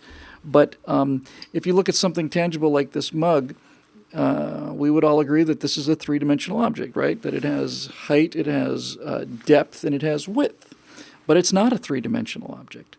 This is not a three-dimensional object. It's a four-dimensional object. And it has four dimensions. And the four dimensions are, it has height, it has depth, it has width, and it has duration. It has duration. It remains here. We never think of that because that fourth dimensional journey that we're all making together at the rate of 1 second a second down the line of the fourth dimension is so built into everything that we do that we don't even realize that this is a four-dimensional object, at least four dimensions. So when you start to get into these weeds, you begin to realize that you begin to realize that by claiming you basically know all of the answers you're a person who has a map of Texas, and maybe you have a very good map of Texas. Maybe you've got Google Earth of Texas, and you can zoom in and zoom in and zoom in and zoom in, and you can see where every little car is parked and every single thing, and you've got so much information that you say, no, I understand Texas. When in point of fact, you don't understand Texas at all. You have a boundary on a map, you have lines on a map, and you can zoom in and you can look at parts of Texas. But you simply can't conceive of the amount of grains of sand in a square foot of Texas, let alone all of Texas, that you have basically made the map the territory. And you have assumed that because you have a good understanding of the map, you do not realize how many hundreds of orders of magnitude a map is reducing reality. The reality of Texas is that somewhere out in the middle of that map of yours, smaller than the resolution of Google Earth, is a pebble, and underneath that pebble right now is a beetle, and on the feet of that beetle are bacteria, and those bacteria are made up of atoms and molecules and so on. And that's all part of Texas, and you don't see it. You just don't. You say, Texas is what Texas looks like. There's Texas. I understand Texas. I have a map of Texas. I know where everything is in Texas. Therefore, ask me anything you want to know about Texas, and I can tell you. And there are people probably can tell you everything that you could ever ask about Texas. They can tell you when it was formed. They can tell you the geographical history of it. They can talk about the plate tectonics behind it and so on. But not one of them can tell you anything about the fact that there are atoms making up a molecule that make up a part of a bacteria that's on the foot of a beetle underneath a pebble in Texas, and that this is going all the way out and down. The universe is so much more complex than we take it to be, and the only reason that we can understand it at all is because it follows rules. The universe follows rules. There's laws. And once you understand the laws, then, okay, you begin to be able to make predictive things. So that was one part of it. And the second part of it was this. When you get into quantum theory and you see what experiments are done, and it's not just experiments. None of us would have cell phones without this technology. It's all very clearly understood. At least, let me rephrase that. It's not understood. Even the people who are the most capable of understanding it, the people working in quantum mechanics right now, brilliant minds, brilliant human minds, don't understand it. In the same way that nobody understands what Texas is. They don't understand it. They are working towards an extraordinarily simplified description of external reality, which does exist. It's a description that can be compressed into, and I mean really compressed into, the limited perception, sensory perception, and processing perception abilities of these primates here on this planet. And people think that's a criticism. It's not. It's a miracle. I am unbelievably proud of what the species accomplishes, but it is so much of a reduction of what's really there. So what happens when you get into quantum theory and you get down to this very, very small microscopic level is things don't behave the way you think that they behave. They behave in very strange ways. And this is mathematically proven, scientifically proven, experimentally proven, repeatedly for the same mathematical values again and again and again. And there are quandaries. And one quandary is that if we look at a particle, we can tell you its position, or we can tell you its speed, but we can't tell you both. It's not like we don't have a good enough microscope. It's just by measuring one, you lock out the other. We can't process that. We can work with it, we can use it, but we can't really process it. We can't really know it in the way we think we know it. We know, for example, that with quantum entanglement, if we take a look at one particle and we determine its charge, then the other particle will instantly take the other charge, even if it's on the far side of the universe. It's faster than the speed of light. It's instantaneous. So when we make an observation here, something on the far side of the universe over there changes instantly, and it only changes because we made the observation. Before making the observation, it was in a state of yes and no, both. It was in a state of quantum uncertainty. We've done experiments that show that light behaves like a particle or a wave, depending on whether or not somebody's looking at it. And so what the evidence is overwhelmingly for is that observing the universe, just observing it, not touching it, just looking at it, changes it. And it changes it because it forces all of these quantum uncertainties to compress themselves into reality. The fact that you're calling it out. You're basically saying, hey, you don't get to be in both states. I'm coming through this door now. You're going to have to decide whether the cat's alive or dead. Yes, I understand it's both until I open the door and look at it, but I'm coming through the door, so make a decision, reality. And reality does. There is a theory that says that the universe has in fact become more complex as we become more complex observers. In other words,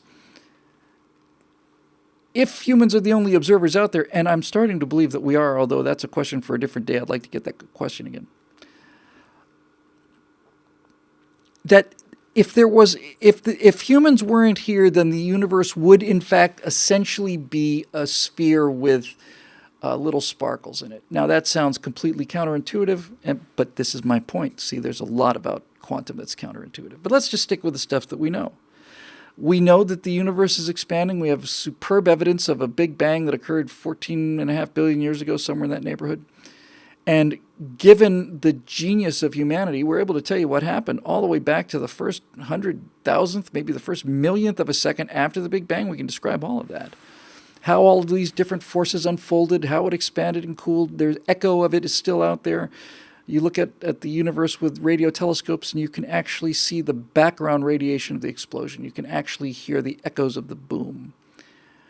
And we all know that basically the universe, think about this, started as an infinitely dense, infinitely small point that simply exploded. And that's a mind blower, but the one that's even more of a mind blower is this. We can comprehend around that. We can comprehend around it because we've seen things explode. And so we say, okay, so the universe is kind of like just a really huge firecracker that was compressed into a very small space, smaller than we can imagine, and was unbelievably hot, hotter than we can imagine. But we know the sun's hot, and so we can kind of get around the boom. But what we can't get around, ever, and I don't care who you are, I don't care if you're a cosmologist, you can work with it, but you will never understand this. The universe is expanding out into a bubble, and space is increasing. Everything is getting further away from everything else, but that's not the part that's inconceivable. The part that's inconceivable is, what's it expanding into? In other words, if this is an expanding bubble, that's creation, and all of the universe and all of the dimensions are inside this bubble, and the bubble's getting bigger. All of this we know to be as certain a fact as we know just about anything. What's on the other side of the bubble? What is it expanding into? And the answer is nothing. And this is where you hit the wall. This is where you simply stop. What do you mean nothing? Nothing. So it's like a vacuum? No. Well, is it a featureless white void? No. Well, there's something on the other side of this boundary. No. When you say there's nothing on the other side of this boundary, you mean that there's a huger, emptier space that no. There's nothing. And we can't get there. And I don't care who you are, you can't get there. These brains, even Einstein's brains, cannot understand infinity or eternity. We can understand enough of it to work with it, but we will never, ever understand what it is. We won't. So, these things together have led me to a scientific conclusion, which for me is a scientific conclusion. If our perception is as small as we know it to be, if we see so little of the world as it really is, but just see these reflections on a cave wall, and if our perception of things is orders of magnitude reduced so that we can say we know where Texas is when in point of fact we don't know anything about the actual reality of what we describe as Texas. And finally, if you add to that the clear evidence for observing something changes something. It changes the structure of the universe. To look at it, to think about it, changes it. all of these things are true, and I don't think there's a so-called scientific humanist out there who would deny any of these things as being scientifically true. I think they're well proven, all three of them. But where I go with this philosophically is, if this monkey brain here, which is capable of tremendous things, but if this monkey brain is capable of changing the universe by observing it, and in some cases just looking out the window, in other cases looking down on very, very small levels with very, very precise instruments. But if we accept that, and it's true, then you have to be prepared to say that this human intellect is the greatest intellect that's ever existed or that can exist. And the reason I say that is because we change the universe to the degree that we observe it, but as we've already agreed, I think, we observe such a very, very small fraction of it. We look at the world through a cocktail straw. So if we're able to change what's inside the cocktail straw, if we're able to change what we can perceive by observing it, then who's to say that a larger intelligence, perceiving much more than we do, isn't able to make far greater changes than we can imagine? And if the intellect, and if the source is, if there is a bigger brain than ours, and I don't think that's too much to ask of people, to assume that there are people or creatures, maybe they're not supernatural creatures, but smarter than us, then you can reach a conclusion that says that the universe didn't exist. Observers didn't exist because the universe allowed them to exist. When you get to this level, you can say, no, the universe existed because of the observation, and that the structure of the universe is information. And you can say this because it's the act of observing that compresses the quantum probabilities. So scientifically, I got to a place where I have come to believe that it's certainly not impossible by any means that everything that we experience in this world is a result of a mind, and not just a mind, a presence that is capable of simply thinking things into existence, because we can think little things into existence. We can do it kind of, particle by particle with this. So it's possible that somebody could think something into existence, speak it into existence. It is uniquely interesting that that the book of Genesis begins with, in the beginning there was darkness in the void, and God said, "Let there be light," and there was light. That's pretty much exactly what happened. See, this is where I don't think this is a coincidence. I don't think it can be a coincidence, really. I know there are a bunch of different creation myths and so on, but this one nailed it. It's exactly precisely what happened. There was void and darkness, and then suddenly there was light. And once there was light, everything else followed. So I don't think that we parameciums in our little petri dish, who are happily chewing down on the beef broth, the little bacteria that we are with our little bacteria intellects, are chewing down on this food source, and we're happy as we can be. The bacteria that are growing in a petri dish in a lab don't know that they're in a lab, and they don't know that they're in a petri dish. They're bacteria, and they are having as much of a bacteria time as the actual bacteria out there in the other world. They don't know they're in this structure. They don't know they're in a laboratory. They don't know they're being observed. None of it. It goes right past them. And we're more advanced than bacteria, but I'm not so egomaniacal to think that I am therefore the end result of evolution, although I often do believe that. So where does that leave you? Well, if you're dealing with bacteria in a petri dish, there is a being that has complete control over the life and death of all of those bacteria. You continue to feed it, and they'll grow and grow and grow, or they can kill it with poison or irradiate it or whatever they need to do with it, burn it, and fry it to a crisp. And it's at the mercy of that creature, that supernatural creature that controls everything inside that petri dish. And that supernatural creature is known as Floyd. Floyd is doing an experiment in a university someplace or a high school. It's not a high school, so let's say that creatures, if it's a high school, it's not Floyd, it's Trevor.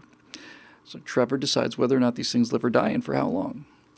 And they don't know it. They have no way of knowing it. They have no possible way of knowing it. But it's true. We all know it's true. So, as below, so above. Which brings finally to the whole Christianity thing and the morality issue. If you can grant that a creature, or that a creature is not the word really, if you can grant, so, by the way, I remember reading Richard Dawkins and thinking, oh man, the guy's exactly right. Because when people say God created the universe, Dawkins says, okay, well, who created God? Where did God evolve from? How did God get there? And people say, well, he's always been there. Dawkins says, well, the universe has always been there, so there you go. The interesting thing about that is both the premises. Has God existed forever? What was before God? Well, what was before the Big Bang? What's the Big Bang expanding into? All of these questions are false questions. And when I say false, I don't mean that they're lies exactly. And I mean they're false to the degree that you cannot get to an answer for them because the question doesn't make any sense. When we say what was there before God, what was there before the universe, we are speaking about before and after. But these are concepts that just allow parameciums to go about their lives. There is no before and after. If I hold up a ruler and I ask you which part of the ruler is the most real, point the part of the ruler, point to the inch that's the most real. You'd say, don't be ridiculous. It's the ruler exists, and the 2-inch mark is no different than the 7-inch mark.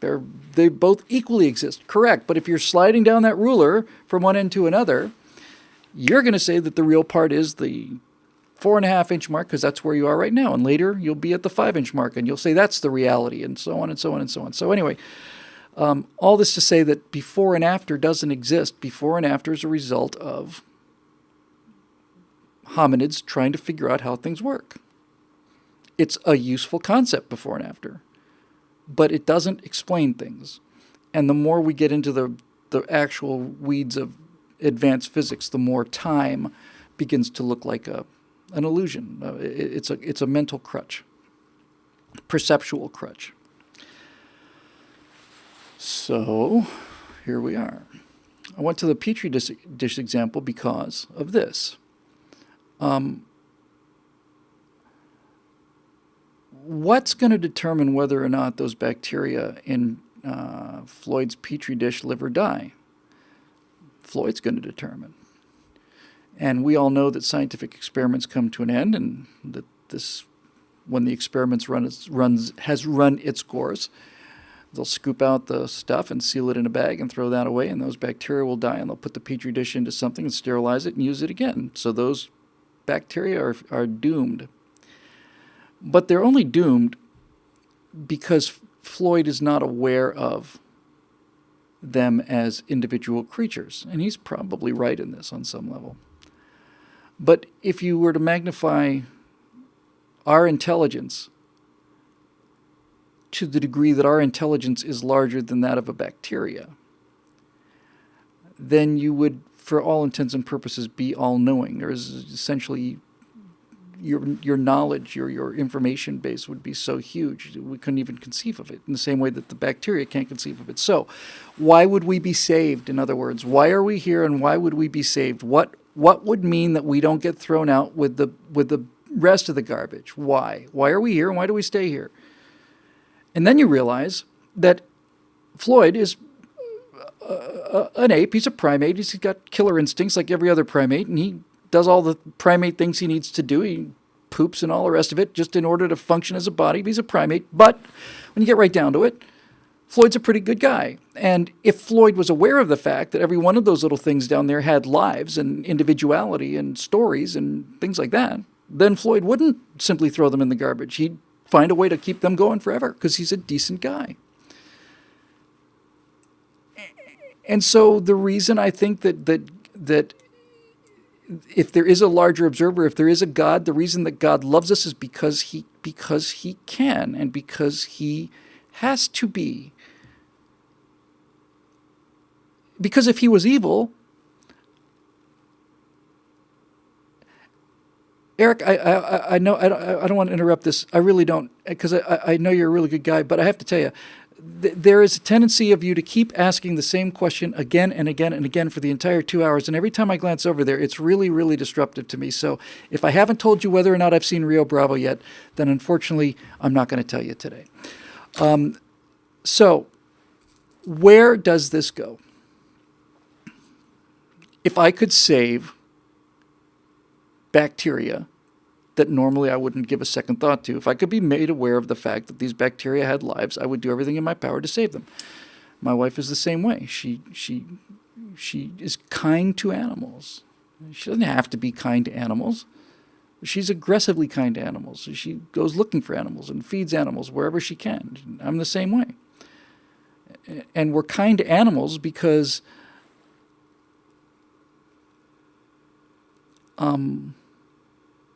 it's the right thing to do. Because it's the right thing to do. And I think that is it. So, to answer your question, Cheryl, having taken 25 minutes of our time or whatever, I believe that it's not only possible but likely that there is in fact a presence of not just of intelligence and power, but also of love, because we manage it and we have all of these defects built into us. I think to think that we're the most advanced creatures that have not only that have lived, but who can possibly exist, to think that we are the most advanced creatures intellectually and morally that can possibly exist is arrogance of the highest order. My experience has been that the more intelligent people are and the more aware people are, the kinder they become. Certainly, even on the streets of America 100 years ago, you would see things you simply never could see today. People kicking dogs and spitting on, it's just inconceivable to us today. So, I think that puts God pretty much squarely in play, and which then leads to the other issue of if you want to communicate with something that far below you, how do you do it? You cannot, going back to Floyd again, Floyd cannot just simply pull the cover off the petri dish and appear in the heavens above these creatures, because these creatures don't have eyes. They can't see him. What can he possibly do to influence them? What can he do to influence them? He could certainly change their environment, but if he wanted to change their behavior, if he wanted to change their perception on things, how could he do it? I suppose he could provide them with more food, but all that would do is just mean there'd be more of them and fatter ones. So what does he do? I would imagine if he was capable of it, he would reduce himself down to the size of these creatures and go and live among them as a means to do the very best way to influence them that you possibly can. And I'm just a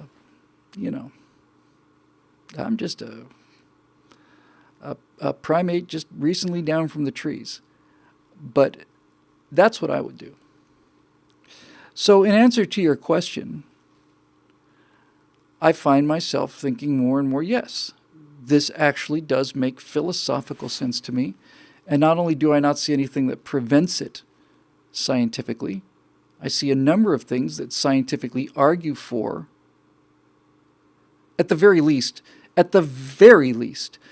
far more, infinitely more complex and mysterious world than the world that Richard Dawkins and Carl Sagan are defending.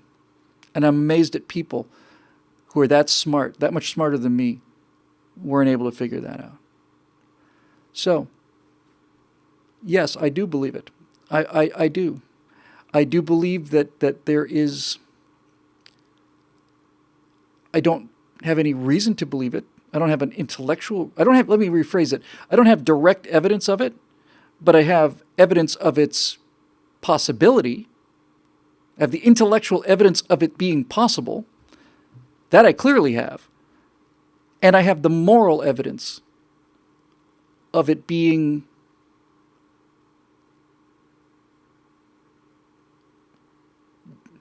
necessary. I have the moral evidence of it because I am morally obligated.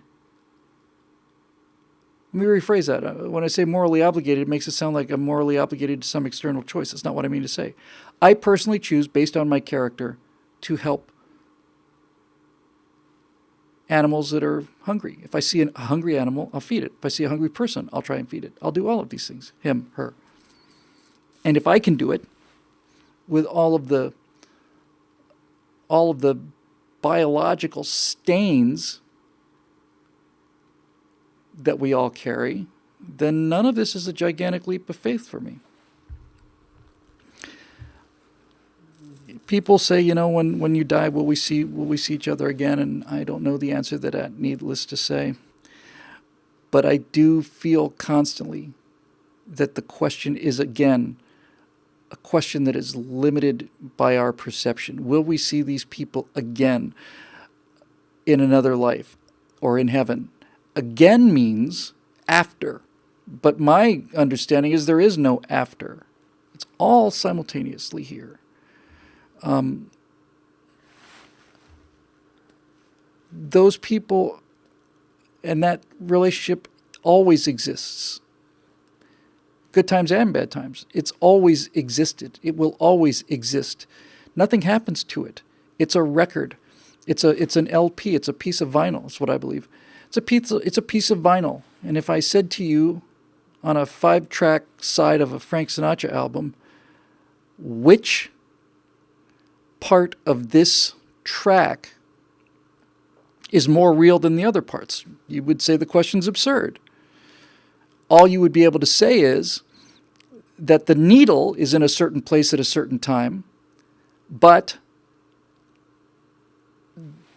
one groove right next to the next groove, even though these things happen sequentially for us to perceive, that doesn't mean that the one groove is gone, disappears, and the upcoming groove doesn't exist. It's all there. And you can play it again and again and again and again and again. You can play it backwards if you want to.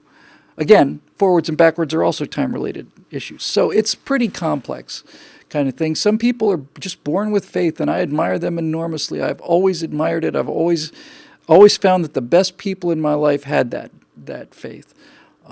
Starting with the hugely influential Phil Trick and other people like that, but Phil more than anybody. I remember in the days of the planetarium when I was really getting into this whole kind of materialistic, becoming that guy, becoming that Richard Dawkins, Carl Sagan guy, that Phil was just a profoundly devout Christian and had it just solidly in his heart. And I admire him so much. And I thought and still think he is so much smarter than me. Without question, he's a better person than me. There's no question about it. He is by far a better person than me, by far. And probably a smarter person too, although that boggles the mind if you're watching, Phil. And I know many people like that. I know many smart people, and I know many smart, good people, and a large percentage of the smart and good people believe this to be true. So I don't think I've gotten any smarter over my life, but I do know I've gotten better. I know I've gotten morally better than I was. It's beyond my ability to express. That from the person I was when I was 15, 16, 17, 20, 30, whatever, I am morally far superior to that person. I probably have about the same level of intellect, but my education is astonishingly better than it used to be. My repeated bouts with putting my head up against reality and having reality win every time have drummed some sense of wisdom into my thick skull. And all of that preceded getting married. And you want to talk about Big Bang expansion. I mean, the degree that I've morally grown and emotionally grown in the last, 14 months, 15 months since I met my wife is, I've grown more in the last 15 months than I had in the previous 57 years by a pretty wide margin, I would say. So, Cheryl, that's the answer to your question. The answer is yes, but with an asterisk. And the asterisk is that it is not something that I come to from faith the way that so many people do come to it, and that I admire so much, but that I do not possess. But strangely enough, I end up in the same place as people with blind faith as a result of doing all of the investigating and looking for all of the scientific evidence I possibly can. That's probably a good way to end. Next week, we'll be talking about Kim Kardashian's billion-dollar divorce from Kanye West.